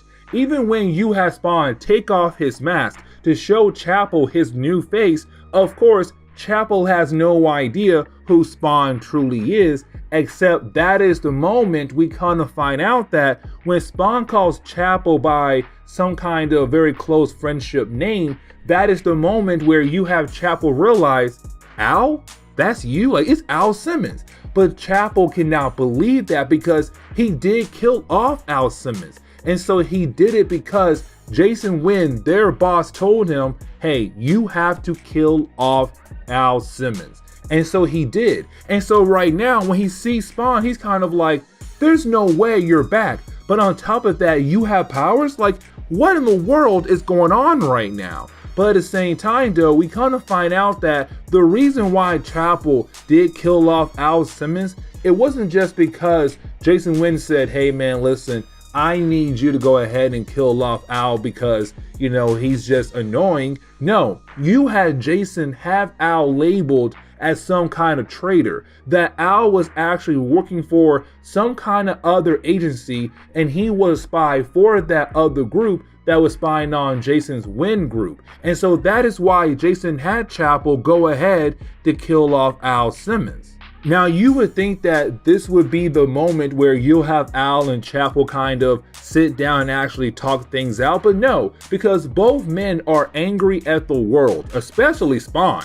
because now he remembers that it was one of his close friends, one of his close allies was the one who pulled the trigger that actually killed him off.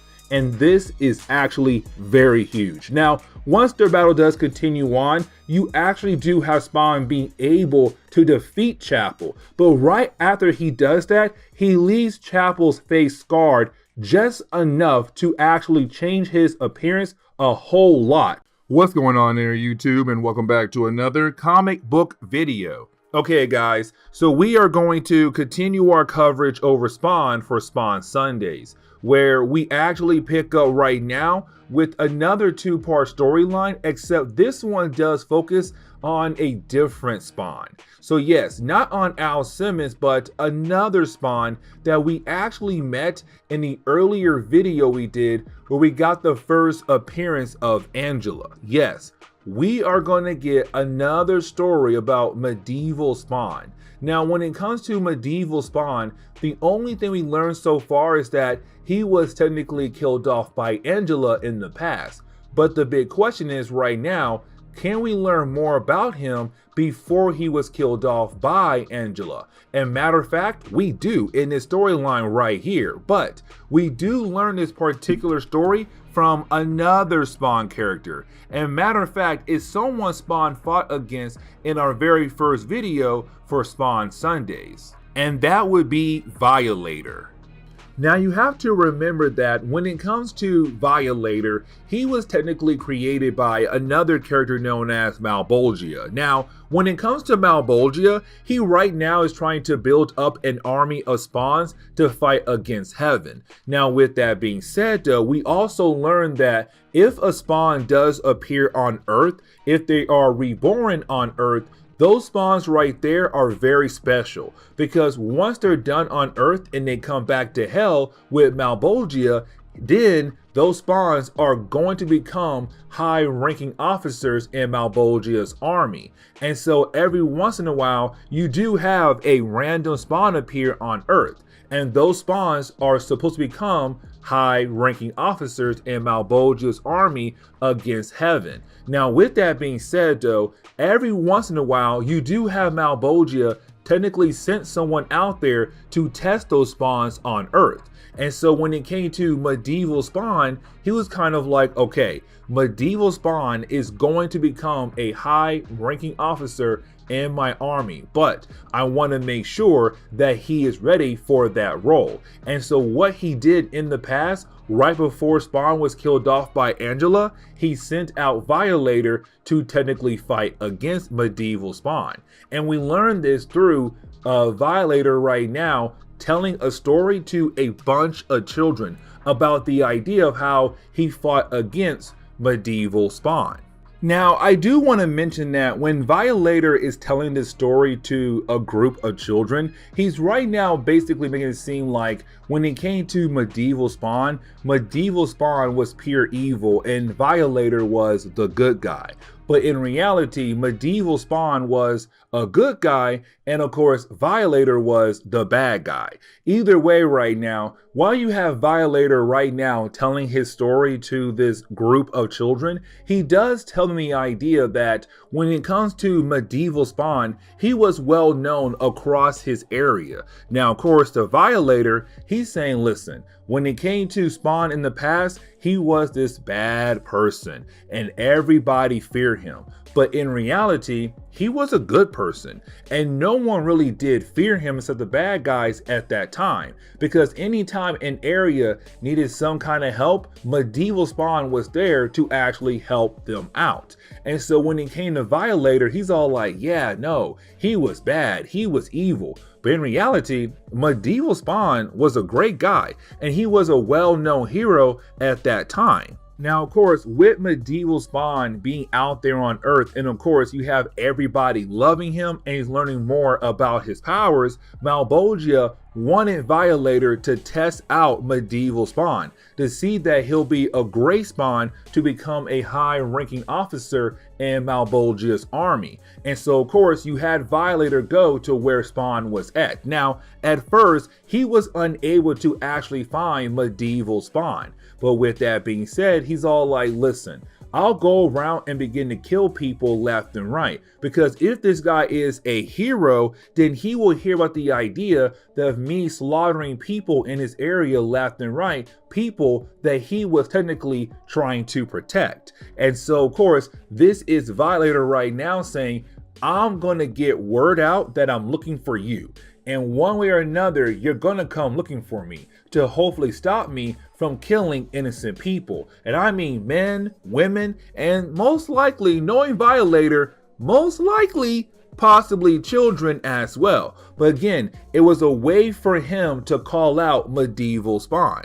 Now that is the moment where we are technically reminded about Sam and Twitch. And remember, when it comes to Sam and Twitch, they are technically two detectives right now who are just trying to figure out who Spawn is. And right now, they technically just got some leadway. And what I mean by that is, in an earlier story, they were kind of put on desk duty because a dead body was found in their office. Of course, that was Billy Kincaid, this serial killer that Spawn killed off as a way to protect children. Now, when Spawn killed that guy, he put the dead body in their office. And so you had the police department kind of like, yo, did y'all kill this guy? And of course, Sam and Twitch did not do that. And so they had to wait a tad bit until they were clear of all charges. But now because they're kind of like, okay, our main goal now is to find this Spawn person. Now, they have no idea that Al Simmons' real code name is Spawn. And so they call him the guy in the red cape. But right now, they're looking for Al Simmons. Now, this is the moment where we do jump over to Al Simmons Spawn. So this is our Spawn in the present day, not Medieval Spawn.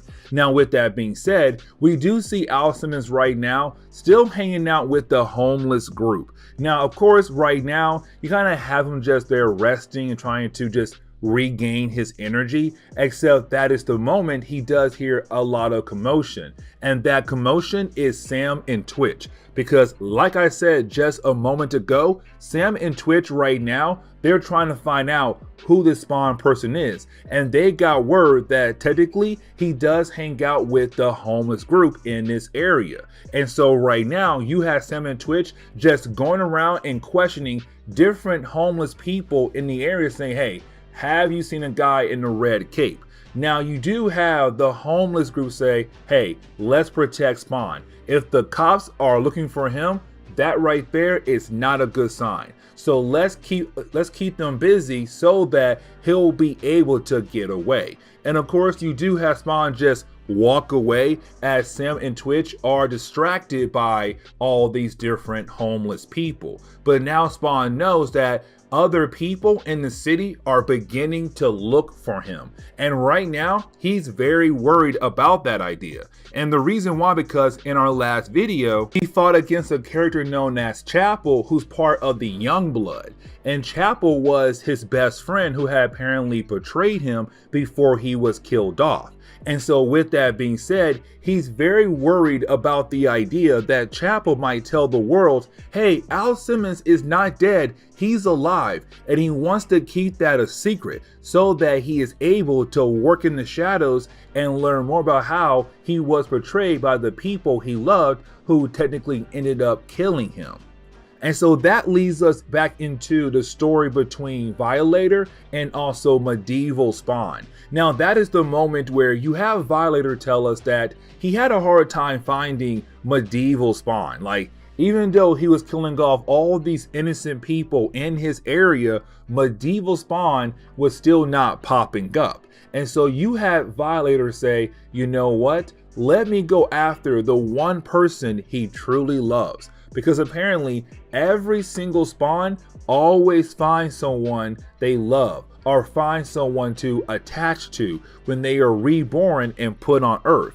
And so when it came to Medieval Spawn, he did have someone he truly did love. Now, when it comes to Violator, he does tell the children that it was Medieval Spawn's mother, but you can clearly tell that this was not his mother. That right here and now, it was the woman he truly loved and cared for at that time after he was reborn as a Hellspawn.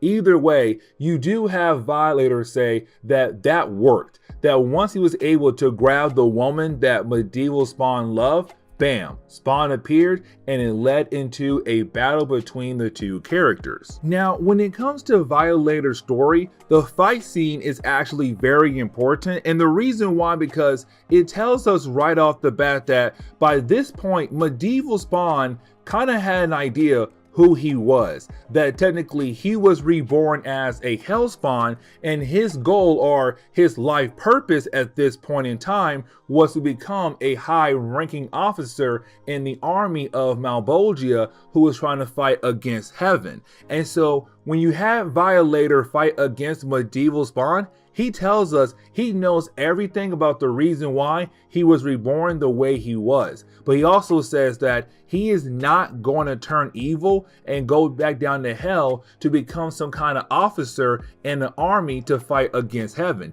He is not down for that at all. And so right now you have the two characters actually fight against one another. Now at the same time, it also seems that when it comes to Violator, he was Medieval Spawn first big fight, like his first demonic battle. And so you have Medieval Spawn kind of show us that because this is his first big battle, he's having a very hard time fighting against Violator, to the point where Violator is actually able, what it seems like he is, to kill off Medieval Spawn. Now we know he's not dead because, hey, he was killed off later on by Angela. But for right now, at the end of the first chapter, we're kind of left to believe that in some kind of way, Medieval Spawn had lost to Violator, even though this was supposed to be some kind of test.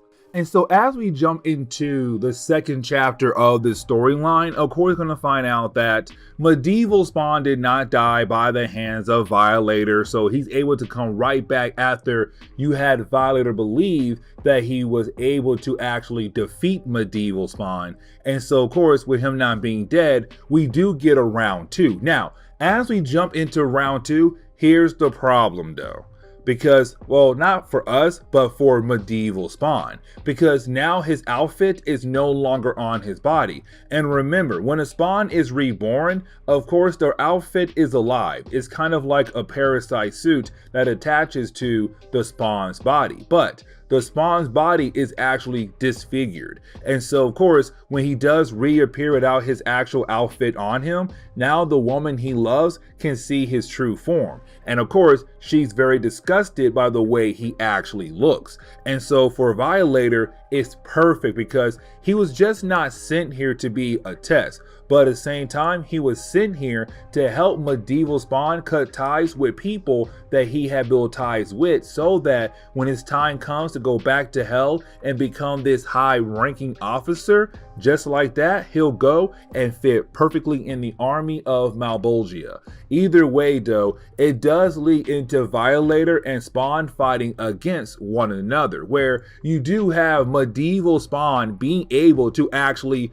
defeat Violator. Now, once he does defeat Violator, of course, that is the moment where you have Spawn still hope that the woman he loves can still love him, even though he does look disfigured. But when he does walk over to her, she just runs away because she is very disgusted by the way he actually looks. And so, yes, when it comes to Violator, he did his job. He did test Medieval Spawn, but he also cut those ties that Medieval Spawn had built with other people in the area. Now, that is the moment where we actually jump back to the present day. Now, when we do, we actually do pick up right now with Al Simmons, the regular day Spawn. Now, we do see him right now kind of relaxing in the back of an alleyway, and of course just trying to get some rest. But the problem is though, he has been attacked by a random shop owner who believes that he is a homeless person who's right now digging through his garbage looking for scraps of food. But in reality, it's just Al just trying to get some sleep, and that is it. Either way, it does lead into a small battle between the two characters, except that is the moment where you have Al say, you know what? I had enough. I am tired of being pushed around. I am tired of being talked down to. And you know what? I am now going to claim this area as my own. And so now it's kind of like Spawn saying, this is going to be my territory. This area but now belongs to Spawn, and that is final. And anybody tries to stop me, they're going to make a very huge mistake. And so now it's Spawn trying to take over a small area of New York City. Now, to kind of go ahead and close off on today's video, we actually do pick up with Terry and also Wanda. Now remember, Wanda is technically the ex-wife of Spawn. Before he died, he was married to her. But of course, after he died, she got remarried to his best friend, Terry. Now, when it comes to Terry, earlier we saw in an earlier video that Terry did some digging, trying to figure out how did Al Simmons actually die? Is there a possibility that he was betrayed? And so that is the moment where we found out that he was betrayed by his old boss, Jason Wynn. And when Jason Wynn found out that Terry was doing some digging, you had Jason say, you know what? Send some of my guys over there to scare him. Because if he does keep digging, we're gonna kill his family. And matter of fact, scare him so much that he begins to actually work for us. So that right there puts more pressure on him to keep his mouth shut, or Wanda and their child is going to die. And this is where what's going on there, YouTube, and welcome back to another comic book video. Alright guys, so we are actually going to continue our coverage over Spawn for Spawn Sundays. Now, this is the storyline where it's technically written by Grant Morrison. Grant Morrison in the early 1990s went over to Image Comics and wrote a Spawn storyline. Now, this is a 3-part storyline, but it is Grant Morrison bringing in a very new, interesting character to fight against Spawn, and that would be Anti-Spawn. Of course, Anti-Spawn coming from heaven to get rid of Spawn, because Spawn is a hell spawn that works for one of the devils in hell, better known as Malbolgia. Either way, right now, this storyline right here is all about the idea of Anti-Spawn fighting against our good old hero Spawn. But the question is though, who is Anti-Spawn? And how in the world did he become Anti-Spawn? And so getting into today's storyline, we actually do pick up right now in Simmonsville. Now, when it comes to Simmonsville, it's actually this rundown nuclear testing site. And the reason why I say rundown because it used to be a nuclear testing site until one particular day. And that day was when you had a nuclear bomb go off and you had a portal open up. And of course, that portal led into hell. Now, that is the moment where you did have some hell creatures come through that portal. Now, when the hell creatures actually came through that portal, well, you had Jason Wynn kind of make a deal with these hell creatures. And the deal is that he will exchange different memories that belongs to Al Simmons, and he will receive psychoplasm. Now, when it comes to psychoplasm, it's really more of a material that creates people's fears and manifests them out in the real world. And so right now you have Jason Wynn trying to get control of psychoplasm and try to sell it to the military, because he believes that if the military and him are able to actually get a better understanding of psychoplasm and be able to actually use it as a weapon, then America is golden when it comes to future wars. And so right now you have Jason Wynn trying to make a deal with Major Vale and to hopefully sell it to the military. But you do have Major Vale tell Jason Wynn, listen man, I need some time to actually think about this idea of yours. Now that is the moment where we do jump over to Spawn. Now when we do, this is Spawn right now technically reminding us that at this moment in Spawn Comics, he has claimed a particular area of New York as his territory. Because as we saw in our last video, Spawn is done being pushed over by random people in his area. And on top of that, he wants to make sure that the homeless people in his area are also protected because they have been protecting him. Now, with that being said, though, you do have Spawn right now also trying to figure out who killed him. Now, technically, he does know that Chapel, his old friend, who's right now part of the Youngbloods, had technically shot and killed him. But he knows that someone must have gave that order to Chapel. And the question is, though, who? Now, we know it's Jason Wynn. But for right now, Spawn has no idea it is Jason Wynn who had technically ordered Chapel to kill him off. Now, this is also Spawn wondering, does he have a dead body actually laying in some kind of grave? Because Spawn, if you're a dead person, you have no body. And right now, Spawn is technically alive and he has this body. And so he's wondering in his grave, is there a body or no body at all? And so right now, he is going to dig up his old grave to figure out if there is a body laying there, his body. Now, that is the moment where we actually pick up with Terran Affair headquarters. Now, when it comes to Terran Affair headquarters, they actually work for Heaven. Yes, you heard that right. Heaven is now once again involved in Spawn Comics, which honestly makes sense because Spawn is from hell. Either way though, when it comes to Terran Affair headquarters, they technically hire freelancers to go after Spawn characters who are right now in the realm of the living. So that means anytime a Spawn is right now on Earth, they hire a freelancer to go after that Spawn to hopefully kill them off. Now we saw that in our earlier videos when it came to Spawn Sunday with the character known as Angela. She was technically hired to go after Al Simmons because he is the current Spawn on Earth right now. And so when it came to Angela, she fought against him, but she had lost against him. And that right there is actually very important. Because she lost to Spawn, you now have Heaven saying, you know what? This new Spawn must be a special kind of Hell Spawn. And so we need a more powerful person to actually be able to kill him off.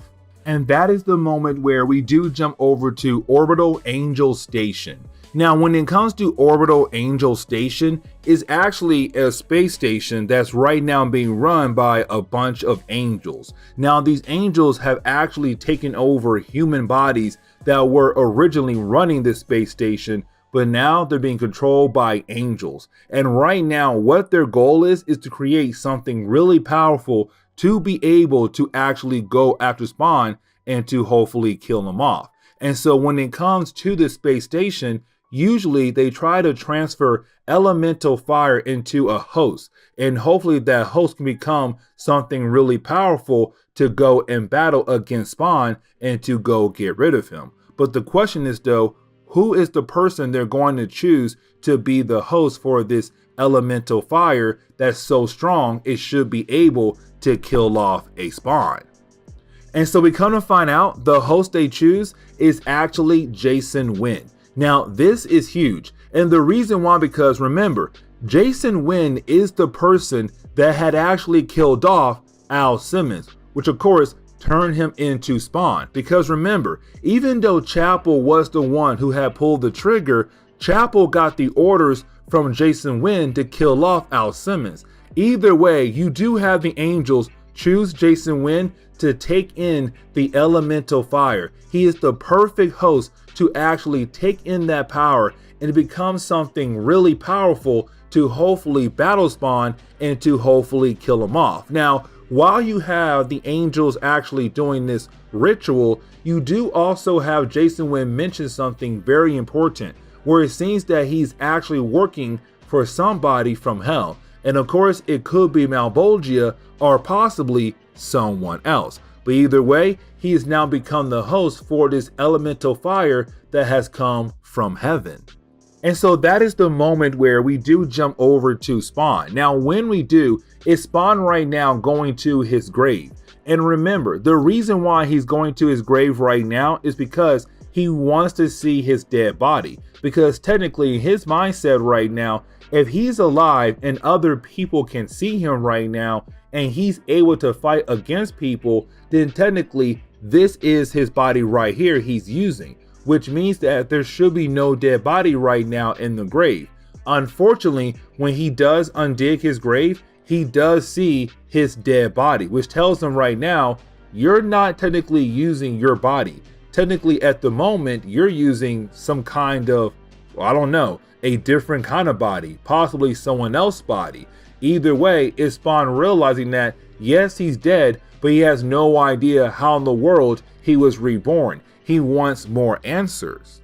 And so that is the moment where we do jump over to Jason Wynn. Now, when we do, we actually see Jason Wynn right now taking in that elemental fire. Now, with him actually doing that, this is huge, because we kind of find out that when it comes to elemental fire, it is a huge weakness to Spawn characters. Meaning that if you're a Hellspawn and you get hit with elemental fire, well, my friend, you're gonna get seriously injured. And so right now, it seems the Angels are giving him this elemental fire as a way so that he'll be able to kill off Spawn very easily. It's a very powerful weapon to use. Now, once the whole process is done, that is the moment where we do get our first appearance of Anti-Spawn. This is Anti-Spawn right now, technically being made to kill off Spawn, and Heaven's hoping that he is powerful enough to actually kill off Spawn. And so continue our coverage over this storyline, we do pick up with the second chapter. Now, with the second chapter, we actually do pick up right now with Malbolgia technically contacting Spawn to tell him more about everything he needs to know. Not everything, but kind of giving him pieces of information that he needs to know. Now remember, when it comes to Malbolgia, he is one of the devils in hell, and technically he does rule the 8th circle of hell. Now when it comes to Malbolgia, he's right now trying to explain the history of psychoplasm. It's everything I told you earlier, but also when it comes to Simmonsville as well. Now that is the moment where you do have Malbolgia actually show Spawn Simmonsville. And when it comes to Simmonsville, it's just different memories of Al Simmons' life put together in this one particular area.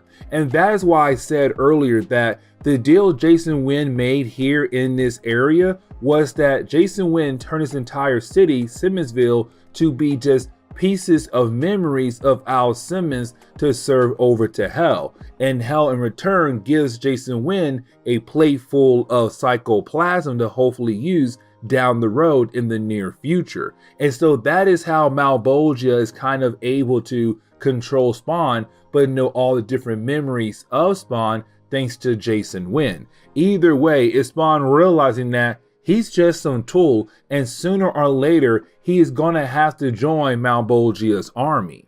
And for Spawn, this actually sucks. And the reason why, because even though you have Malebolgia kind of give Spawn more information about why he is Spawn and what he is doing right now on Earth, and not everything, but just a tad bit of pieces here and there of information, is Spawn just craving and craving to learn more about what in the world is going on with him. Why was he reborn? Now, this leads into the big moment. And what I mean by that is the moment where you have Spawn be confronted by no other than Anti-Spawn or Anti-Spawn, one of the two names. Either way, this is the guy that was sent from heaven to technically take out Spawn. And remember, with that eternal fire, it's going to be an actual challenge. Now, that is the moment where we do jump over to Wanda Blake and Terry Fitzgerald. Now, remember, Wanda Blake used to be married to Spawn before he was killed off, but at the same time, Terry was the best friend of Spawn. Now, the two characters did get married after Al Simmons had died, and they have a child together. But when it comes to Wanda and Terry, right now, technically, they're kind of still trying to figure out what really happened to Al Simmons. And so at the same time, you have the two characters kind of digging into the past to hopefully discover what really happened to her ex-husband and also his best friend. Now, of course, all the fingers kind of do point towards Jason Wynn, but at the same time, they're having a hard time trying to figure out how Jason Wynn was actually involved. Now, right now, you do have the two characters watching the news, and when they are watching the news, they are apparently finding out that Jason Wynn was kidnapped or mysteriously disappeared. Because remember, when heaven took him away, he was actually taken away in front of a group of people. And so, of course, word got out that he just disappeared in some kind of strange way, and no one knows where he went to. But when it comes to Wanda Blake, she honestly doesn't care, because she still feels like Jason Wynn is responsible somehow in the death of Al Simmons.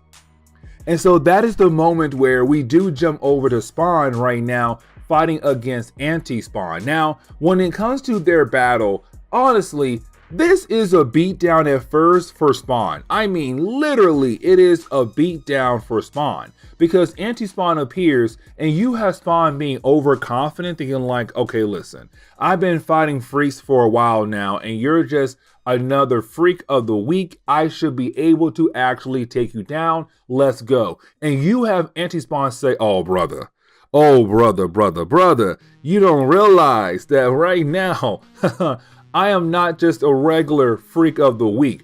I'm on a whole completely different level because I got the power of heaven inside of me right now, and I'm about to whoop that butt. And so you have Anti-Spawn literally whoop that butt. Spawn's getting beat all over the place. I mean, guys, literally, the second half of the second chapter is just Spawn getting whooped left and right. Unfortunately, the man cannot do anything to get a punch in. And when he tries to run away, oh, you have Anti-Spawn say, you cannot run away from me. With the powers I have inside of me, I am able to track you just like that. So brother, I'm telling you right now, there's no way you're gonna get away from this butt whooping. Now, here's the thing.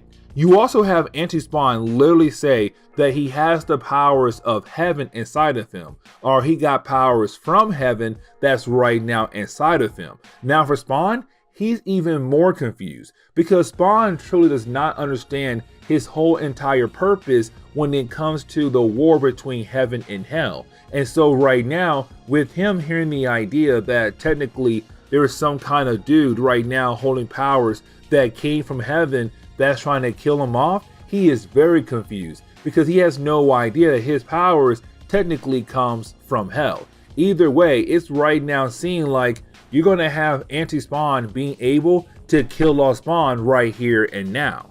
Now, getting into the third chapter where it does seem like Spawn is about to be killed off by Anti-Spawn, well, that is the moment where you do have Spawn be saved by the homeless people that he has been protecting.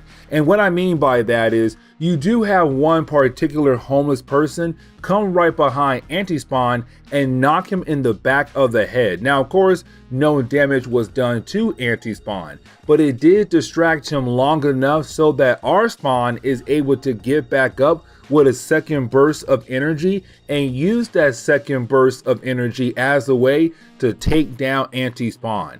And so with that happening, is the reason why you have Spawn being able to actually defeat Anti-Spawn. Because once he's able to get a blast in of Psychoplasm, bam, just like that, Anti-Spawn cannot really fight back like he was earlier. And so now the battle is in the favor of Spawn, and he is able to actually defeat Anti-Spawn. Now, once he's able to actually defeat Anti-Spawn, you have Anti-Spawn actually glow, and technically his whole body is teleported back to the space station that's right now being controlled by the Angels. And so technically at this moment, we can say that Spawn won this time against Anti-Spawn. But of course, he's still on the playing board, meaning that we could see Anti-Spawn down the road once again. And the reason why I'm saying that, because like I said earlier, when it came to Anti-Spawn, once he had lost his Spawn, his body just teleported right back over to the Orbital Angel Station.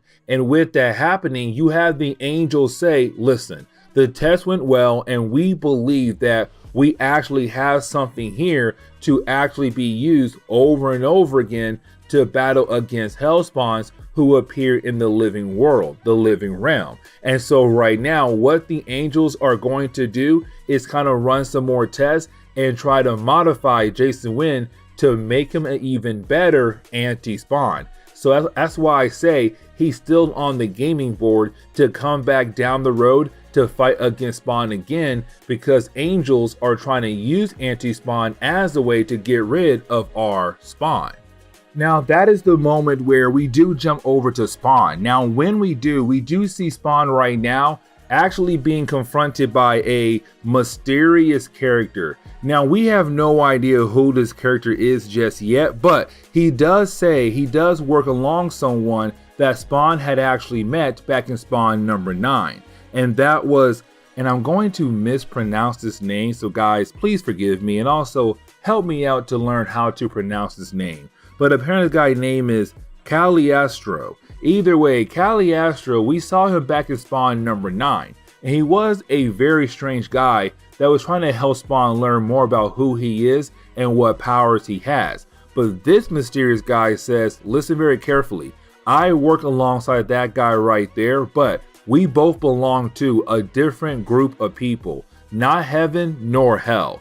Right now, we're on the sideline, and we are trying to do something different in the world. But we believe that you have the power to actually defeat the devil. Now, that is huge, because Malbolgia technically was the one who made Al Simmons into Spawn. And the question is right now, how powerful is Al Simmons as Spawn that he'll be able to actually defeat the devil?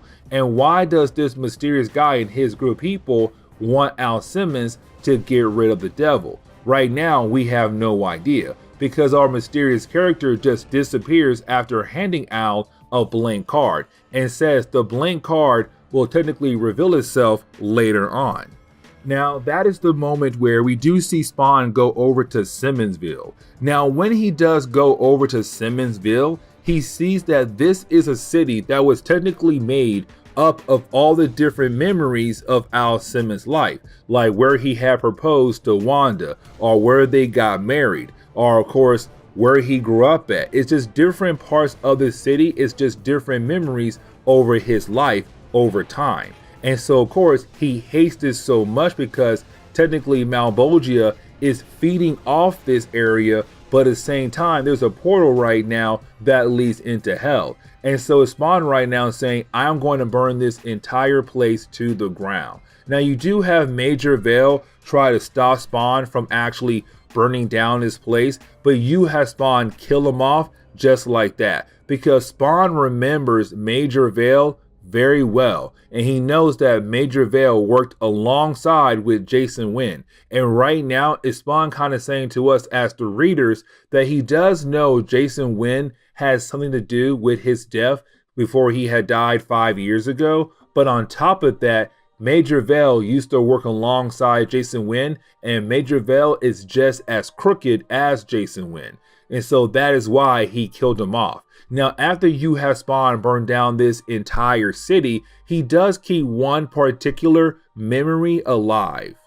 Now, we do see Spawn actually go over to Wanda's and Terry's house. Now, when he does go over to Wanda's and Terry's house, it's right now technically Spawn just kind of stalking the house, because he really can't go to the front door and talk to her, because he does not want her to know that he is technically alive again. It could literally break her heart. But at the same time, we come to find out the one particular memory that he had kept from Simmonsville is actually the day he proposed to Wanda.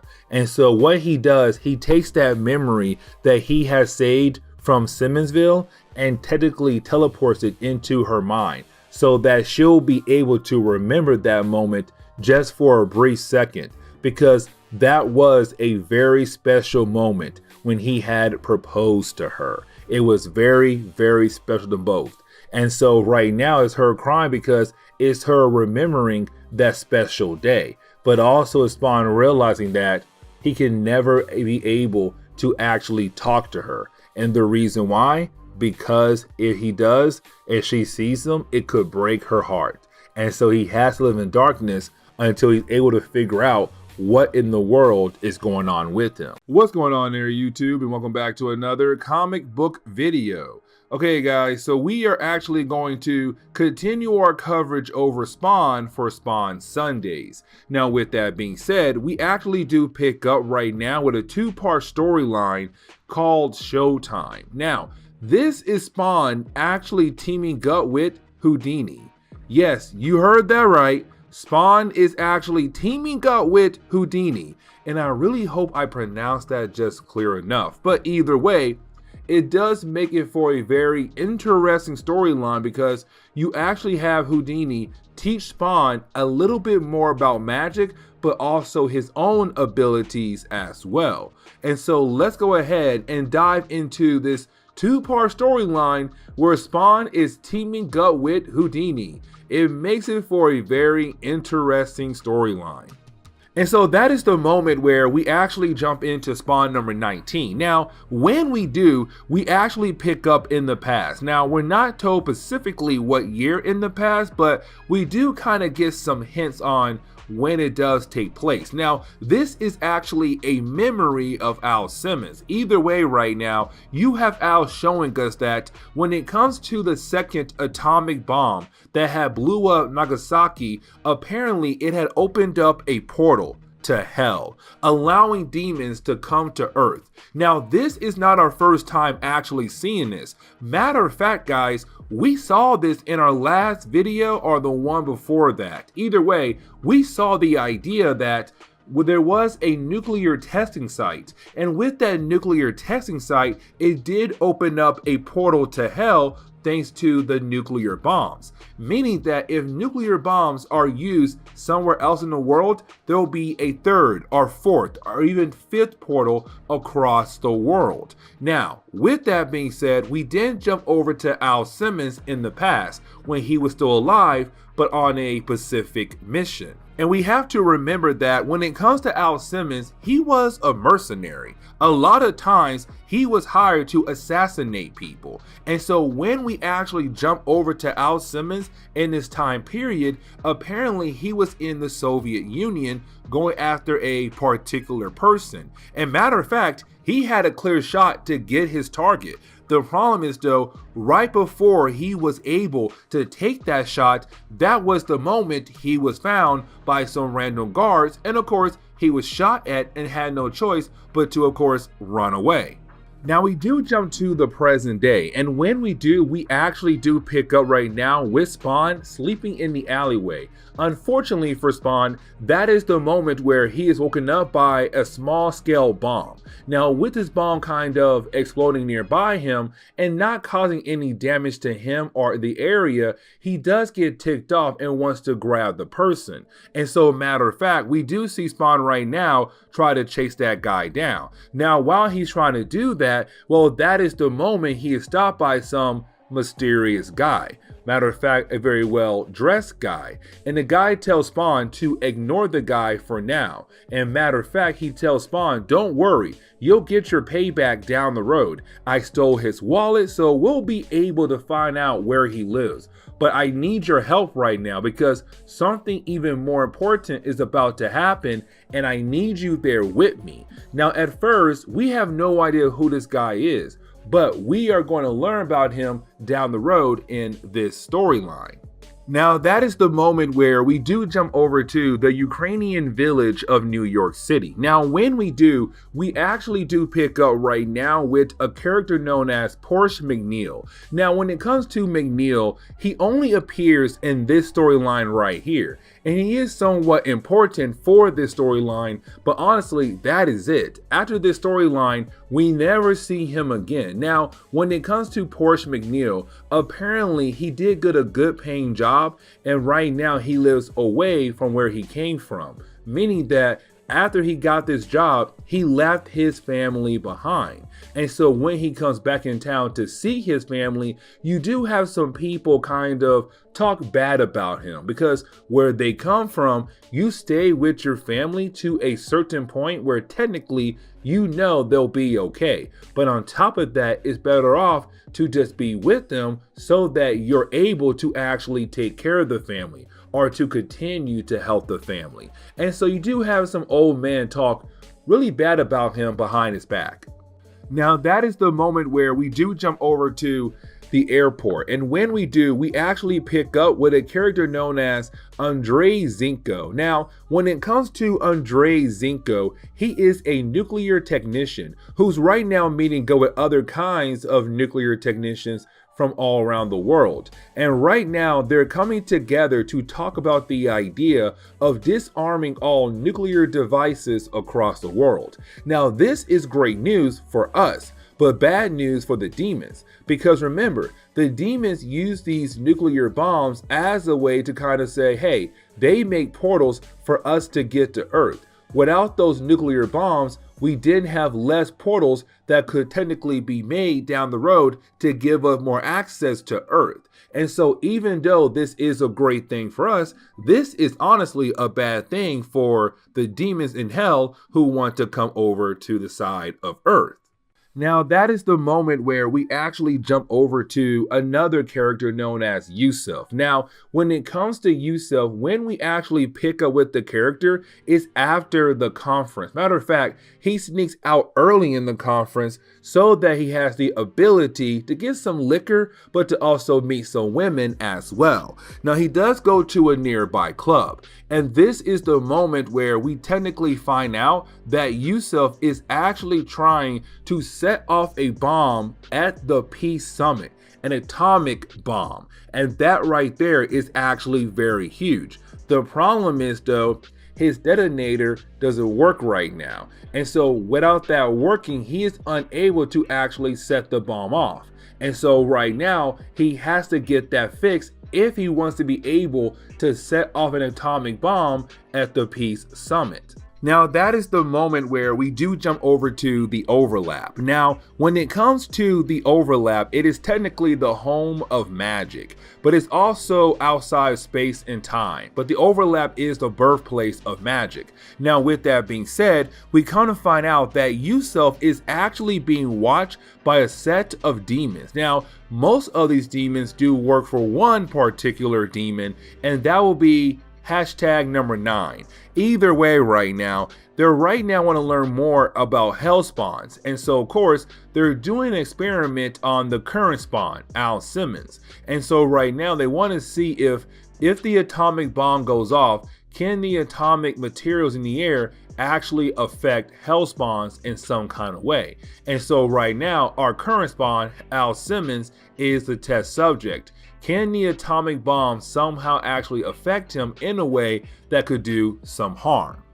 But then we finally jump back over to Spawn. Now when we do see Spawn right now with Harry Houdini. He was the person that had stopped Spawn earlier. And matter of fact, you have Harry right now teaching Spawn a little bit more about magic and explain how magic actually works and what reality it does come from. Now, with that being said, you did have Houdini actually explain a little bit more about how Spawn's suit actually works, saying that his suit is actually alive and it does have the ability to think for itself. But on top of that, it will attack and protect Spawn if it has to. Now, with that being said, it also can manifest different objects as a way to actually help Spawn fight against different kinds of enemies. Now, it comes down to Spawn being able to actually work with the suit to make sure that both parties can be able to make sure their future missions are actually accomplished. And so now Spawn knows more about magic, but also knows more about his suit as well. But then we come to find out that Porsche McNeil was actually the person who had set off a bomb near Spawn earlier in this chapter, because we do see Porsche right now letting off another bomb. Now, when he does that, you have Spawn say, you know what, I'm tired of this kid, it's time for me to chase him down and basically stop him before someone gets hurt. Now, you do have Harry say, you know what, I'm down to join you. I want to follow along and see what you do to this kid and watch you be able to use more magic now after I taught you a little bit more about magic.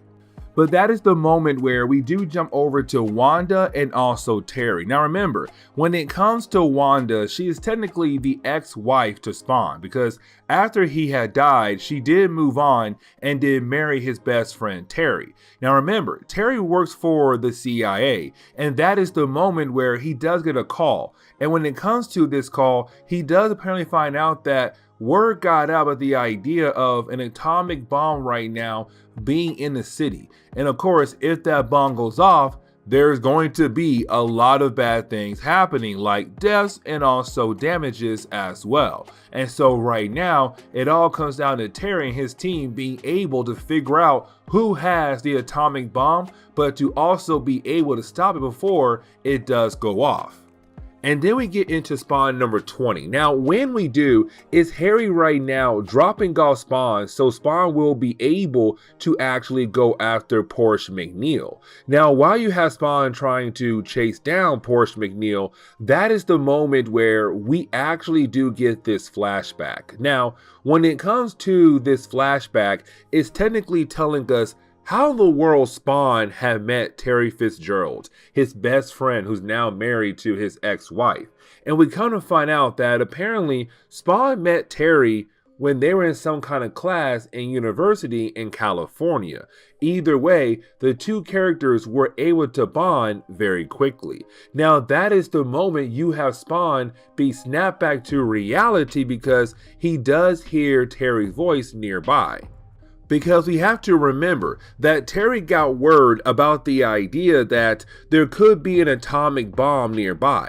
And so right now it's up to Terry to make sure that bomb doesn't go off. Now, with that being said, you do have Terry working some leads, and of course he does go and question some thugs who may know some information about the bomb, and hopefully Terry will be able to get that information to hopefully stop the bomb from blowing up. Now, of course, these thugs are like, no, dude, we're not going to tell you. And matter of fact, we are going to beat you up for technically bothering us. And so that is the moment you do have Spawn jump in. Now, because Terry was beat up a tad bit and knocked out, he did not see Spawn at all. And matter of fact, he didn't hear Spawn say, leave my best friend alone. Because if Spawn had said that and Terry had heard that, Terry would be like, wait a second, who are you? My own best friend was Al Simmons and he died 5 years ago. What do you mean you're my best friend? And so luckily for Spawn, Terry was knocked out when he was getting beat up by those thugs. Either way, you do have Spawn come in, be the hero, stop these thugs from attacking Terry, and actually get some information from the thugs about the idea of who might have the bomb. And of course, we come to find out it is Yusa, which is something we already knew. Now, while you do have Spawn right now helping out Terry kind of get in a car so he'll be able to actually gather himself a little bit, recover, but also calling back up, that is the moment where you do have Spawn actually see Yusuf. Now remember, Yusuf was supposed to be at the press conference, but he snuck off.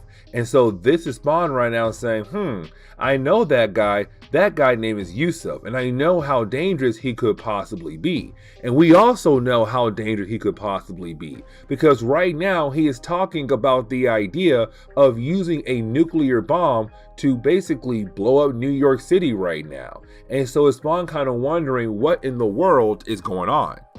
And so you do have Spawn actually go to a nearby window so that he'll be able to actually listen into the conversation that is going on between Yusuf and also Andre. And of course, that is the moment we come to find out that these two are working together on the nuclear bomb going off. The problem is though, the equipment has been damaged. And so right now they need to find a guy who could technically be able to actually fix that stuff. And of course, that is where Porsche comes in. Porsche McNeil, the guy who has been going around setting off random bombs in different areas of New York City. Small bombs, but of course, a lot of them. And so right now, this is Andrea saying, I know a guy who could possibly be able to fix our damaged nuclear equipment so that we're still able to accomplish our mission. And so that is the moment where you do have Spawn actually meet up with Houdini. Now, when he does, of course, he does tell Houdini, hey man, listen, this is what I just heard about something going on right now at the big nuclear conference. We have to get there right now before something big really happens, and of course could kill a lot of people in the area.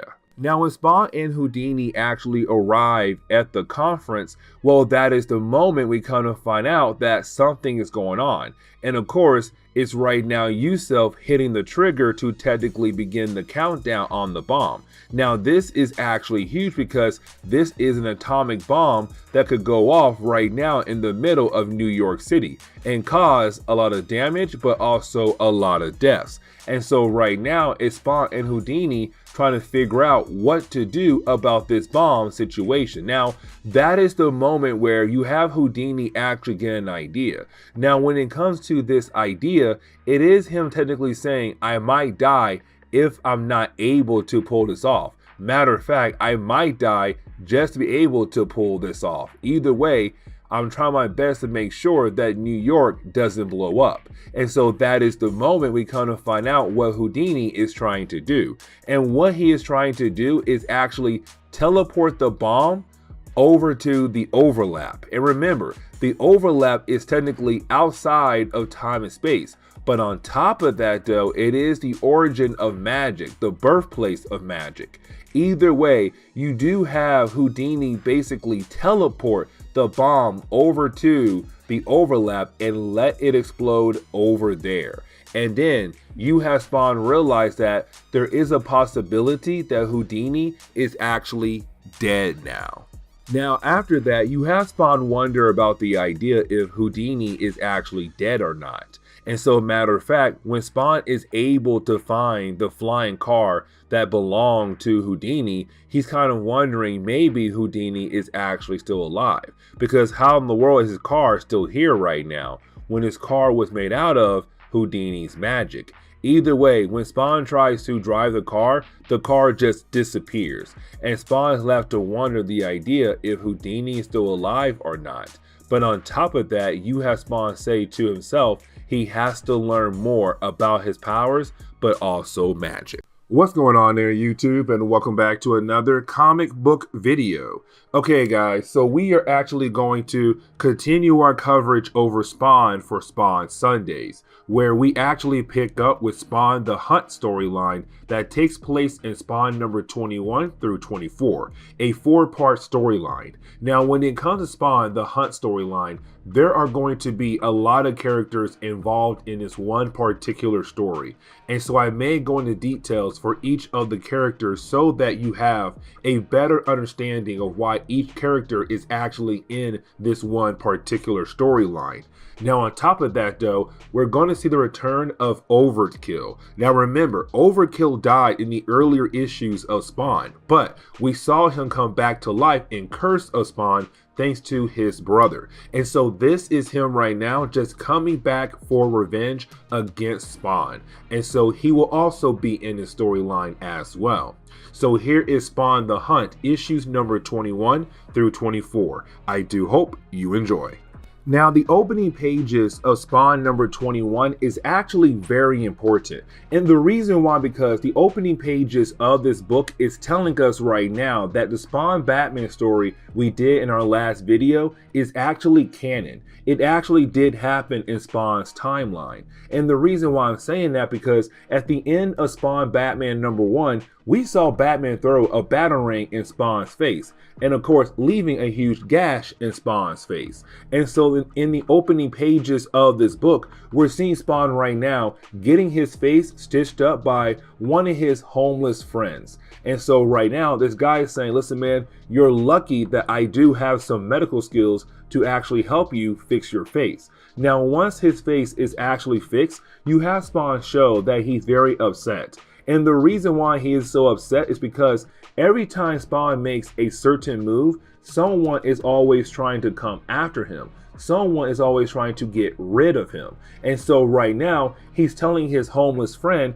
it kind of sucks because almost every single day or every single week, someone is trying to kill me. And honestly, it's getting on my nerves. Now, of course, that is the moment where you have the homeless guy say, listen, dude, you have gone through a lot, but there are other people out there who have gone through worse things than you have.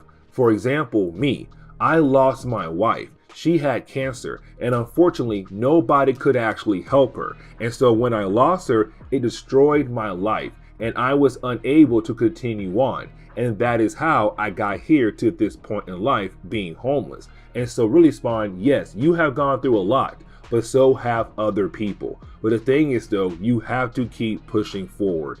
And so it was kind of like a pep talk for Spawn to say, yes, you do have people right now hunting you down, but at the same time, you still have to keep pushing forward. But then we pick up with Jason Wynn. Now remember, Jason Wynn is actually very important for a lot of different things. First off, he was the guy who technically got Al Simmons killed, of course, our Spawn character.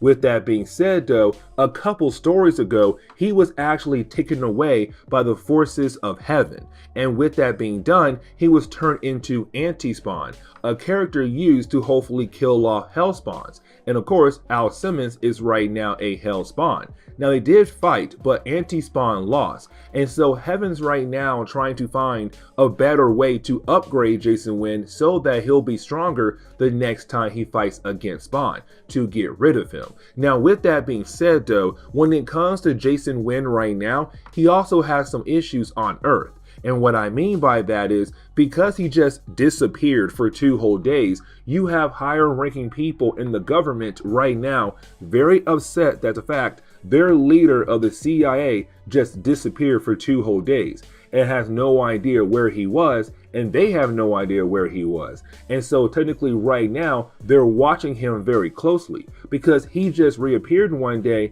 without any information on where in the world he was at. Now with that being said though, you do have 2 of his guys coming into his office and telling him, hey boss, listen, Terry Fitzgerald is actually a free man. Now when I say a free man, I don't mean like, yes, he got out of prison.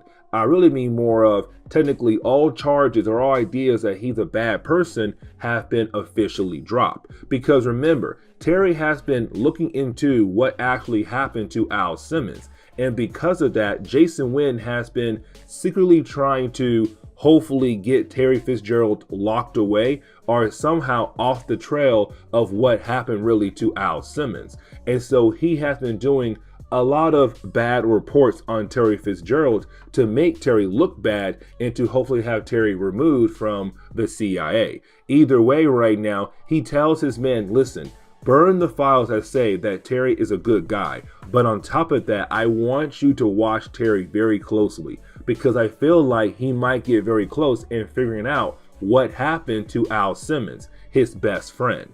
Now, because Jason Wynn had been giving out false reports on Terry Fitzgerald, Terry is technically right now getting bullied by other people in his office, because right now they actually believe that Terry is a turncoat, a bad guy who is secretly doing bad things or secretly working for other people like the mob or other gangs in the city, even though technically he is not. But because of the false reportings from Jason Wynn, it does look like Terry does. And so in Terry's office, every single time he thinks he's going to have a normal day, he's actually being harassed by other fellow agents of the CIA. Either way, Terry's right now just trying to stay strong for his wife Wanda and their child. And that is the moment where we actually do jump over to Sam and Twitch. Now remember, Sam and Twitch are two police officers who live in New York City. But the thing is though, when it comes to these two police officers, right now they made it their personal goal to go after Spawn. And the reason why, because Spawn has been involved in a lot of their cases. And so of course they want to find him and arrest him once and for all. And so right now we do see them technically talking to a guy who's a well-known rat in the city of New York City. And when I say rat, I mean that he does share a lot of information about different gangs in the city, or different information about different people in the city. And so right now you have Sam and Twitch coming to Jimmy and saying, hey man, listen, we need you to basically find information about this Red Cape character. And hopefully that information can help us into finding him. And so of course you have Jimmy agree to help Sam and Twitch gather information about Spawn so they can hopefully find Spawn. And so that is the moment we do jump over to Spawn. Now, when we jump over to Spawn, we do see him right now protecting his area of New York. Because remember, at the end of one of our last videos, Spawn said that this part of New York belongs to him. It's under his protection. Now, with that being said, he is confronted by a homeless person who's right now telling Spawn, hey man, someone in our area right now is looking for you. And right now they're going around attacking other people to just get to you. And so of course you have Spawn step in and find the guy who was actually looking for him. Now of course when he finds the guy, at first the guy is not scared of Spawn. And the reason why, because this guy is actually working for another character. And that character is actually a mafia boss known as Antonio Twistelli. Now, Antonio has so many different names in Spawn comics, but for right now, we're going to call him Antonio. Now, the reason why Antonio is technically coming after Spawn is because Spawn and Violator, another character in Spawn comics, have been ruining a lot of different operations that belong to Antonio. And so right now, it's him saying, I'm going to get rid of both Spawn and also Violator at the same time by using different weapons to technically get rid of them. And so right now, this guy is telling Spawn, my boss is coming after you. And if you try to fight back, my boss will then go after your family. Now, luckily for Spawn, it does seem like, okay, no one knows that he is the ex-husband to Wanda. But at the same time though, he might still put her in danger by going against Antonio. Either way, Spawn still is very confident about the idea that he should be able to actually deal with Antonio before Wanda or Terry get involved in this mess. And so that is the moment where we actually do pick up with Antonio. Now, right now you have Antonio showing that he is actually very upset about the idea that technically Spawn and Violator are still out there right now, but he's hoping to take care of both of them. Now, when it comes to the Hunt storyline, it does take place at the same time as the Violator 3-part miniseries that's also going on at the moment. And matter of fact, we might cover that storyline as well.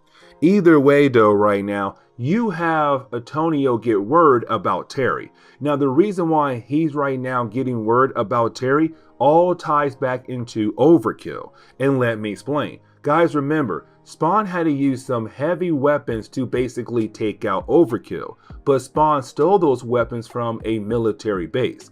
And so because of that, Jason Wynn got into a lot of trouble because Jason Wynn is technically head of security. And so he should know where the weapons had went to. Unfortunately, Jason does not. And so for Jason right now, he's trying to protect himself, but at the same time get rid of Terry. And so he put the blame on Terry. Now, of course, like you saw earlier, Terry's name was clear, but unfortunately though, it's Jason still saying, no, Terry is our main suspect. I feel like he does have the weapon somewhere. Either way, with Antonio, he gets word about Terry. And so he's kind of like, this Terry person might be someone very important. You know what? I want you guys to keep a close eye on him because he could be very important for us down the road to help us take out our Spawn character. And so now Terry is involved with this mess. And so getting into Spawn number 22, we actually do pick up right now with Spawn going after a character known as Joe. Joe is actually the accountant to Antonio. And so right now, this is Spawn saying, I know that you know where Antonio is at. And so I'm hoping you'll be able to actually tell me. Now, while you have Spawn interrogating this guy, that is the moment where you do have two armed guards come in. Now, when it comes to these two armed guards, unfortunately, they are killed off by Spawn. Now, we could technically say Spawn did not kill them, but at the same time though, Spawn did throw a whole desk in their faces. So, of course, they have to be dead, and there was a lot of blood. Either way though, you have Spawn turn his attention back onto Joe to basically ask Joe, okay man, where is Antonio? And of course, you have Joe say, I don't know where he is at, but I'm going to hand you this file. This file right here contains a lot of information about different things on Antonio. Now, as soon as Spawn goes through the actual file, he does see one particular name. And of course, that name is Terry. And now he knows his best friend is now involved in this mess somehow. And so that is the moment where we actually do jump over to Sam and Twitch. And right now you have Sam and Twitch getting information from Jimmy about where they could possibly find Spawn at. And so with that information, you have Sam and Twitch say, you know what, it's time for us to go ahead and make our move on this Spawn character. Now, while they're trying to leave, that is the moment where they are confronted by a fellow officer who is actually right now making fun of them. And the reason why for an entire different situation, which honestly is not important right now. But of course, you have Sam get upset, and so he pukes in the guy's cup as a way to get back at him. Now, honestly, I'm kind of like, that's gross.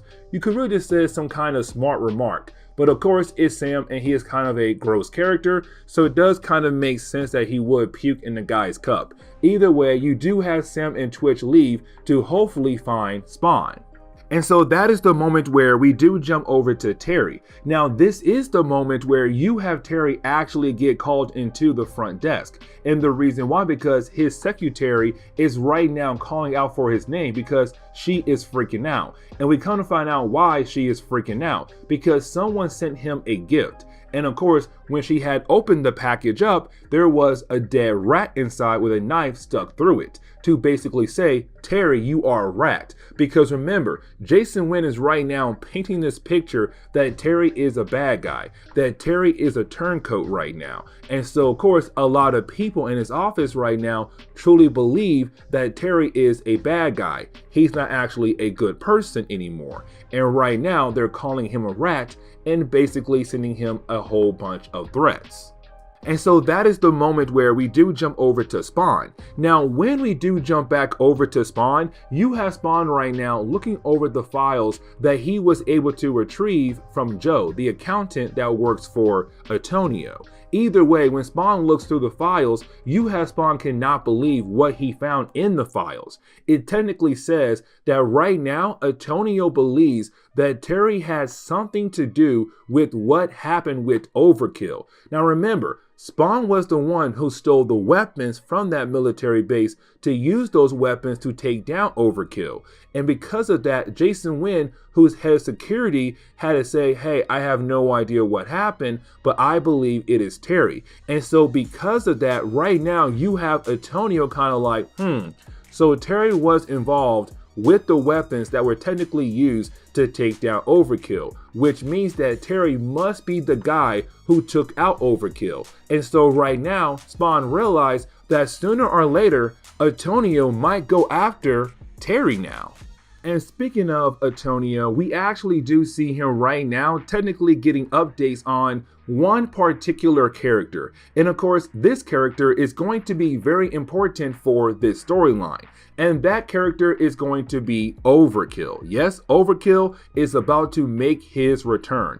And so right now, you technically have the scientist telling Antonio, hey man, listen, sooner or later, we should have him up and running once again and to be able to be used to go after your Spawn character. And so hopefully this time Overkill will be able to actually take out your target, which again is Spawn. And for Antonio, this is great news to actually hear.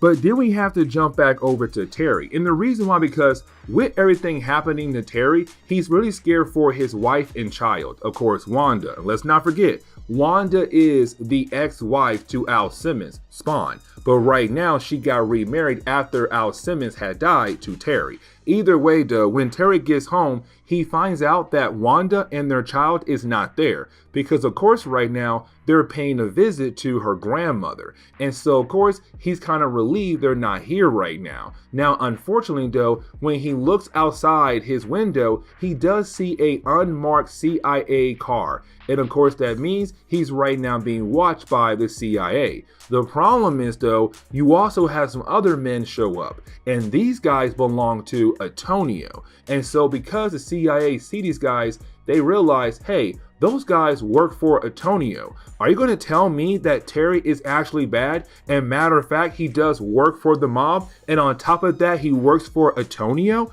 Oh, this right here is not good at all. And so, of course, you have the CIA try to take down the gangsters who work for Antonio. Now, the problem is, though, the gangsters see the CIA agents. And so, of course, it leads into a shootout. Now, Terry does get involved in the shootout, but the problem is, though, the gangsters and Terry, they're able to get out of this shootout alive. Unfortunately, though, the two CIA agents did not get out of this shootout alive. Matter of fact, they got shot and killed. And so now this looks really bad on Terry because they died right in front of Terry's house. But then you have the gangsters who work for Antonio tell Terry, hey man, listen, meet us downtown because we have your wife and kid. And if you want to see them again, you better come downtown to meet my boss to get your wife and kid back. And so, of course, Terry now has to go and save his wife and kid. Here's the thing, though. Is Wanda and also their child actually with Antonio? That is the big question at the moment right now. But then we jump over to Spawn. Now, when we jump back over to Spawn, it's him right now looking for his weapons. And the reason why he's looking for his weapons right now, because in the files, it said that when it comes to Antonio's plan is to ambush him with Overkill, which means that right now, technically, Antonio truly believes that Terry was the one who took out Overkill. And so right now, his goal is to ambush Terry with Overkill. And Overkill can easily kill Terry. And so you have Spawn saying, I need my weapons. The same one I used last time to actually defeat Overkill. The problem is though, Spawn cannot find his weapons at all. And so with that being said, he's all like, where in the world did I put those guns? Unfortunately though, that is the moment Spawn is confronted by Sam and Twitch, because they have been looking for him and they were finally able to find him. And so that is the moment where we actually get into Spawn number 23. Now, when we jump into Spawn number 23, we actually do pick up right now with Spawn basically telling Sam and Twitch, to go away. And the reason why, because right now he's looking for the guns that he used last time to kill Overkill so that he can once again kill Overkill, but to also save his best friend Terry. Now you do have Spawn try his best to explain what in the world is going on right now in his life, but at the same time continue his search for his weapons. Sam and Twitch don't care really. Sam and Twitch are still trying to arrest him because, again, Spawn has been involved in a lot of their cases over the short period of time that Spawn been back on Earth. Either way though, you actually have Twitch being able to shoot Spawn through the kneecap. Here's the thing though, Spawn keeps running, and that shows Sam and Twitch that Spawn is not normal. And so of course you have Sam and Twitch wondering what in the world is going on with that guy. How in the world was he able to take a bullet in the kneecap and literally it goes through his kneecap and he's still running like nothing happened at all? Now, speaking of Terry, we actually do see him right now being confronted by Overkill because he did go downtown. And with him going downtown, of course, he ran into Overkill. Now, here's the thing though. Overkill believes that Spawn is Terry. And the reason why, because remember, when it comes to Antonio, Antonio believes that Terry was the one who had killed off Overkill. And so when it came to Antonio, when they were working on Overkill, they gave him the memory update saying, your target is Terry Fitzgerald. He was the one who technically stopped you last time. And so right now for Overkill, he truly believes that Terry is actually Spawn. And so right now you have Overkill trying to kill Terry right now. And hopefully Spawn can get there before Terry actually dies. But then we actually pick up with Wanda. Now remember, earlier, the monsters who work for Antonio, they told Terry, hey, we have Wanda. That was not true. Wanda and their daughter was actually visiting her grandmother. And so with that being said, you have Wanda right now getting a phone call about what happened to Terry in front of their house. Because remember, Terry was involved in that shootout with the monsters and the 2 CIA agents. Either way, because of that shootout, 2 agents died, and they died right in front of Terry's house. And he left the 2 dead bodies there because he freaked out when the monster said, we have your wife and child. In reality, they did not. It was a trick, but he didn't know that. Either way, he ran off. And because he did ran off and left the 2 dead bodies in front of their house, right now you have Wanda getting a call saying, hey, so your husband was involved in a shootout and there's 2 dead bodies here and he's missing right now. And so right now, technically, he is a suspect. Where is your husband?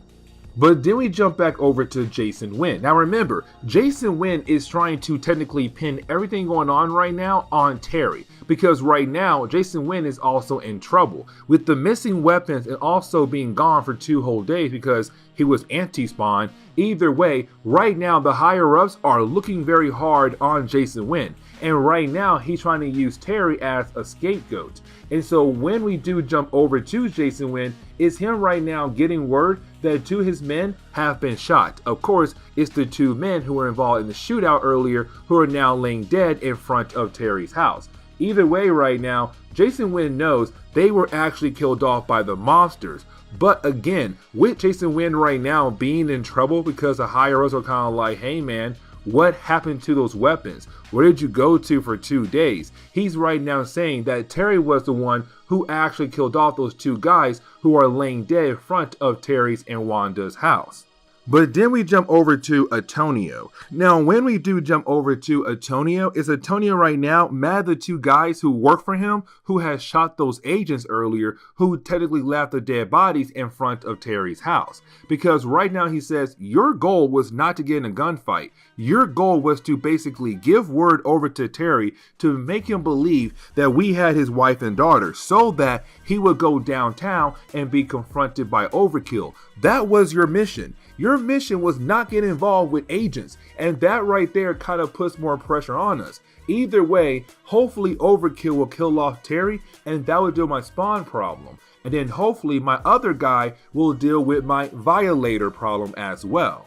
But then we have to jump over to Wanda. Now, when we do jump over to Wanda, is her right now technically freaking out, because when she gets home to her house, she realized that there's a lot of commotion right now because there were 2 dead bodies left in front of her house. And so, of course, you do have the news channel right now just wondering, hey, Wanda, do you know what happened here? Do you know where your husband is at? And why did your husband kill the 2 guys right here? And so right now, it's technically Terry being made as the bad guy right now, as a killer. Now, the neighbors are there as well. And the neighbors who have made Saul something, who may be able to actually help Wanda understand what truly happened, or at the same time clear Terry's name, they turn their back on Wanda and Terry. They all go inside their house, not giving her any kind of answers or support at all. And so, of course, right now, you have Wanda getting very upset about the idea that she has no idea what happened to her husband. Now, that is the moment where we do see Spawn being able to actually find Terry in Overkill. Now, when Spawn does find Terry in Overkill, it's right now Spawn trying to save his best friend from Overkill. Now, of course, that is the moment you have Overkill realize, oh, this is Spawn. This is my target. This is great. I've been looking for you. And so it does lead into a battle between Spawn and Overkill once again. Now, while you have the 2 characters actually fighting against one another, and of course it does go on for a few pages, Overkill is proving that he's actually still too strong for Spawn. Because last time, Spawn was only able to win thanks to the guns that were able to actually pierce the armor of Overkill. But without those guns right now, Spawn cannot do that. And so Spawn's trying his best to rely on his powers, but unfortunately his powers are not able to actually take down Overkill. Now, Sam and Twitch, they do arrive at the scene as well. And when they do arrive at the scene, you have Sam and Twitch realize that Spawn was telling them the truth about the idea of saving someone's life. And so, of course, they realize that Spawn does need their help. Now, you do have Sam and Twitch try to jump in and use their guns, but their guns are too small and weak to actually pierce the armor of Overkill. And so it does lead into technically Twitch being able to shoot a bullet right into the ear of Overkill. Now, it doesn't kill Overkill, but it does change his programming to the point where he now has a new target. A target right now known as Badrock. I want to say it's Badrock. Either way, Badrock is actually part of the Youngbloods. And so Overkill is now going to leave this book and jump over to the Youngblood book instead. And so that is the moment where we actually do jump over to the final chapter of this storyline. Now, when we do, we actually do pick up right now with Sam and Twitch freaking out. And the reason why the 2 guys are freaking out because they have no idea what to do with Spawn nor Terry. Because right now, Spawn and Terry are knocked out, but they all just survived some kind of cyborg attack. Either way, right now, they're wondering what in the world should they do with Spawn and Terry. Now, Spawn is knocked out, but you do have Terry begin to wake up. And once you have Terry wake up, he says, you have to let me go. And the reason why he's saying that, because right now, he still believes that his wife and kids have been kidnapped by the mob. And so, of course, he's telling Sam and Twitch, you have to let me go. I have to save my family. Now, you have Sam and Twitch say, no, you're not going anywhere at all. We need answers. What in the world is going on with you, him, and also that cyborg? And so that is the moment where we actually jump over to Antonio. Now, when we do jump over to Antonio, it's him right now showing us that technically he is very upset about the idea that Spawn got away again, because Overkill had failed again. And so now this is the second time Overkill had technically failed for Antonio. Now, with that being said, you do have the other monsters in the city beginning the process of kind of looking down on Antonio. And so right now it's Antonio saying, I want you guys, my men, to go out there and send a message to the other bosses, because right now those other bosses believe that I am a failure, and I want to remind them I'm not a failure, but on top of that, I'm number 1 in the city. I'm the number 1 boss in the city. Their gangs are all number 2, and they all work for me. And so they need to be reminded about that. And so, of course, it's Antonio saying, no one is going to make me look bad and get away with it. But on top of that, no one is going to look down on me. And so that is the moment where we do jump back over to Terry. Now, when we do jump over to Terry, is Terry right now trying to get away from Sam and Twitch, because Terry still believes that something right now is going on with his wife and kid, not knowing that his family is actually back at home waiting for him. And so right now you have Terry being able at first to lose Sam and Twitch to hopefully get away. Now, as he tries to do that, of course, Twitch and Sam are able to catch up to him. But here's the thing though, you didn't have the homeless people in the area protect Terry. And the reason why, because they don't like the police. They really do not like the police at all, because let's not forget, in earlier books of this series, the police have technically done some bad things to the homeless people in this area. And so right now, they rather protect Terry than give Terry over to the police. And so with that happening, Terry is able to actually get away once again. Except that is the moment you have two people who work for Antonio appear in their car. And right now, their goal is to drive over Terry. And so Terry right now is just frozen right in front of their car, making him an easy target. And matter of fact, they're about to run him over. But that is the moment you have Spawn appear. And of course, Spawn is able to stop the car with his powers, but to also teleport away as well. But after he leaves, he does write on the wall saying that this area belongs to Spawn, meaning that any of his enemies who try to come into this area, they're gonna have to mess with Spawn. And that is something they do not want to do at all. But then you have Spawn pay a visit to Jason Wynn. Now this is actually very important, because when Spawn does this, he's all like, listen, you are gonna call off your dogs, your agents, off Terry right now and leave him alone and clear him all crimes that you think he had committed, because you know that he's actually an innocent man. But on top of that though, if you don't do that, I have a file on you. And if this file get out, I'm telling you right now, you are going to lose everything. And trust me, I know you do not want to lose everything you were able to get with this lovely life you have right here. So you better call your dogs off right now before the files get released and you lose everything you have here in this room. And that is the moment where we do see Spawn actually go over and pay a visit to Antonio. Now the reason why, because remember, Spawn was able to get a file from Antonio's accountant earlier. And so with that file, it's Spawn saying, listen, I have enough information about you with these files. And so I'm able to actually release these files to the public and ruin your whole entire operation and get you thrown in jail. And so with that being said, you're going to leave Terry alone. If you don't, these files will get out there to the world. And when they do, your entire life is basically ruined. So I better see you leave Terry alone. But then we jump over to Terry and Wanda to wrap up today's video. Now when we do, it's technically right now Terry and Wanda being able to cuddle with one another. Now while the two characters are actually cuddling, you actually have Terry kind of amazed with the idea that everybody is just leaving him alone now, and so is Wanda. But when it comes to Terry, and this is something I realized just now that I forgot to mention, is that when it comes to Terry, he truly believes that Spawn is Al Simmons, his old friend that died 5 years ago. Now technically he is correct, but at the same time though, is Terry right now saying, how is that possible? How in the world is Al back? It's right now Terry beginning the process of believing that Al is truly alive again. But with that being said, what's going on there, YouTube, and welcome back to another comic book video. Okay guys, so we are going to continue our coverage over Spawn for Spawn Sundays, where we actually pick up with Spawn number 25.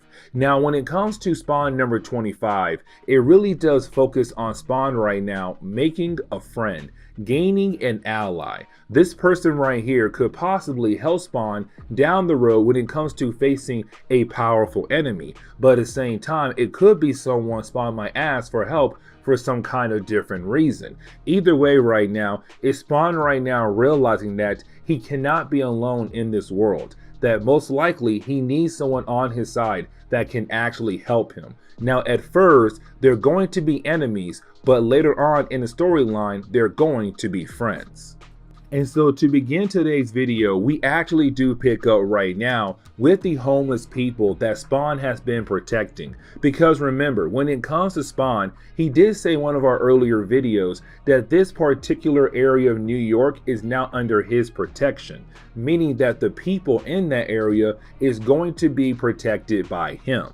Now, with that being said, though, that also means the homeless people that he has been hanging out with. Now, when we jump over to the homeless people, we do see them right now talking about different things. Now, one of them walks away to use the bathroom. The problem is, though, he's been attacked by someone known as David Brewy. Now, David Brewy is going to be a minor character, but David Brewy works for someone else. And matter of fact, he does tell this homeless person, I need you to tell me where your boss is at. And of course, he's talking about Spawn. And the reason why David is looking for Spawn because David's boss does not like the idea of Spawn claiming this area as his own. And so right now, it technically looks like a turf war. And so you have David say, tell your boy Spawn to get out of here. And if he doesn't, we'll come back. And when we do come back, it's going to be for blood.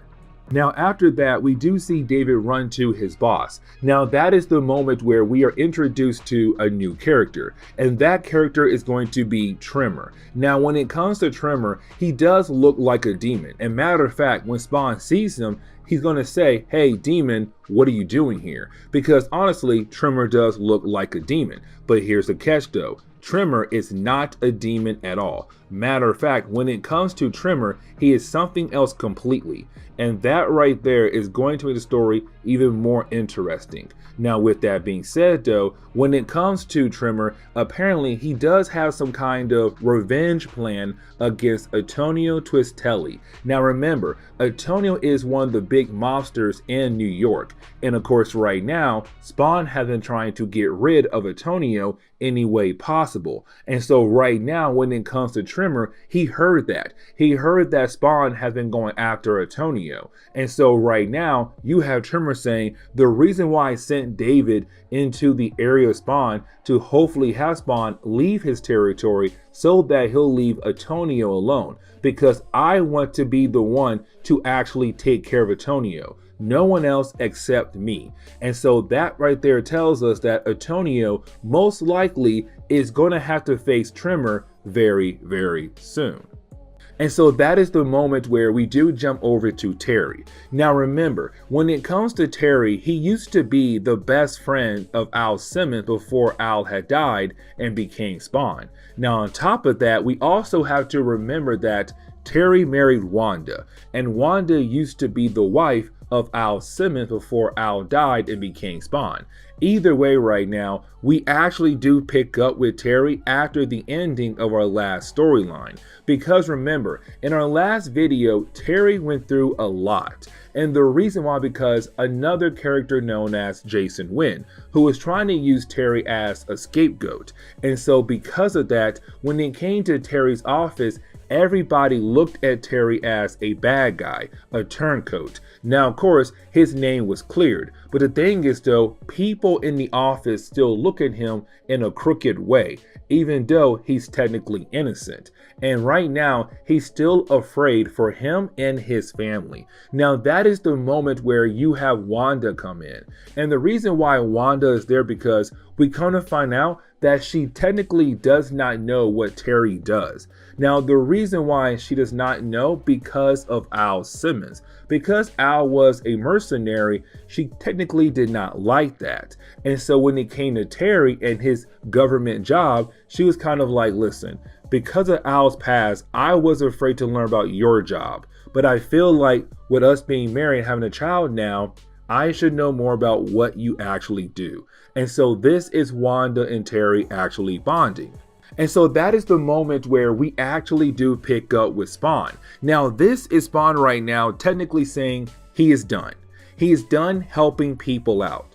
And the reason why he's saying that, because ever since he came back to Earth as a Spawn character, or Hellspawn, he technically been involved in a whole lot of different kind of mess. Now, at first, it honestly didn't bother him that much. And the reason why, because Terry and Wanda were not involved. But because of the last storyline, Terry and Wanda both got involved and could have been hurt very seriously. And so right now, it's Spawn saying, I have to stop helping people, because when I do, I get involved in some crazy stuff, and then the people I care for almost get hurt. I am done helping people out. Now, while he is saying that, you do have a homeless person right now coming to him to tell him, hey man, I got word that someone right now is looking for you. And matter of fact, I got word they want you out of this territory. Now, Spawn is not listening, because again, it's Spawn saying, I am done helping your people out. It's right now just me, and that is it. I do not care for anyone else. And so whatever problem you have right now, that is your problem, not mine. And again, it's not Spawn listening to the guy saying, no, this is your problem. Someone is looking for you.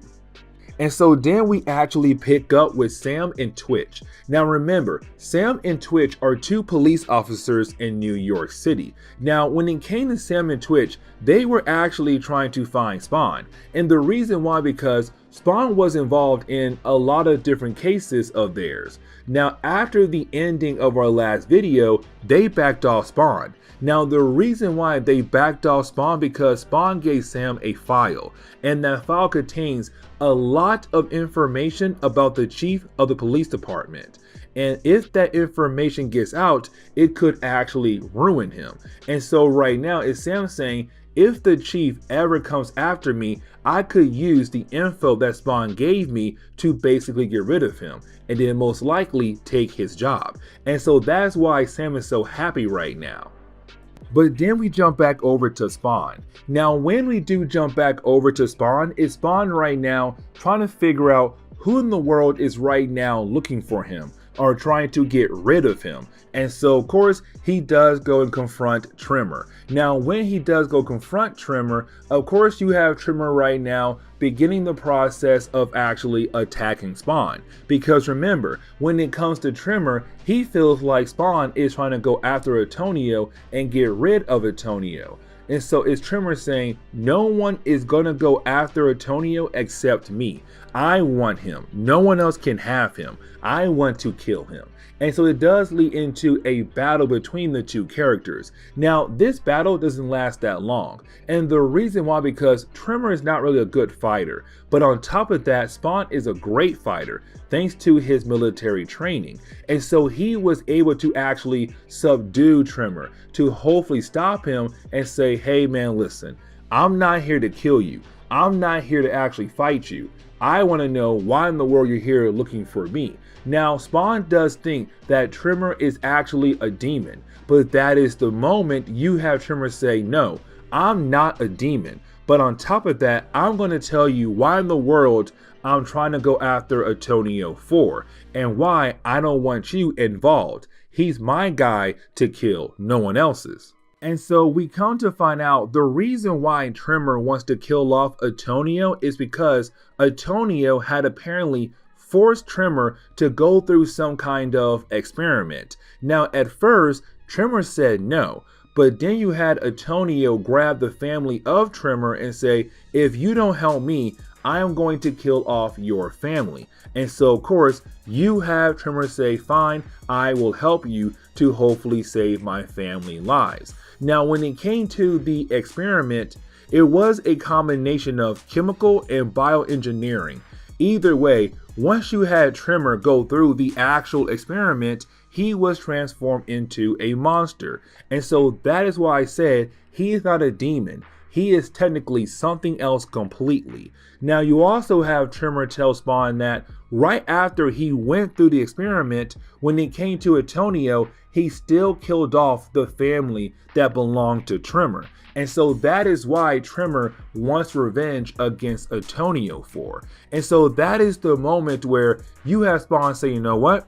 Listen, I'm not going to fight you, because now I realize you are not a bad guy.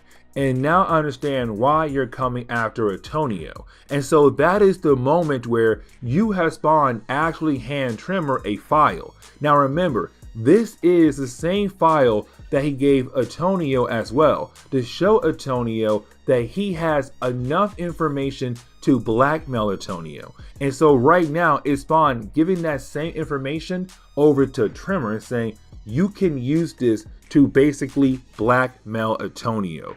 Use this your own way. And the book kind of ends on that note right there, but it also seems like Spawn now has a friend, an ally to call upon down the road if he's ever in danger. But with that being said, this is where we are going to end today's comic book video. So please leave me a like down below and subscribe. But guys, see y'all next time. Later.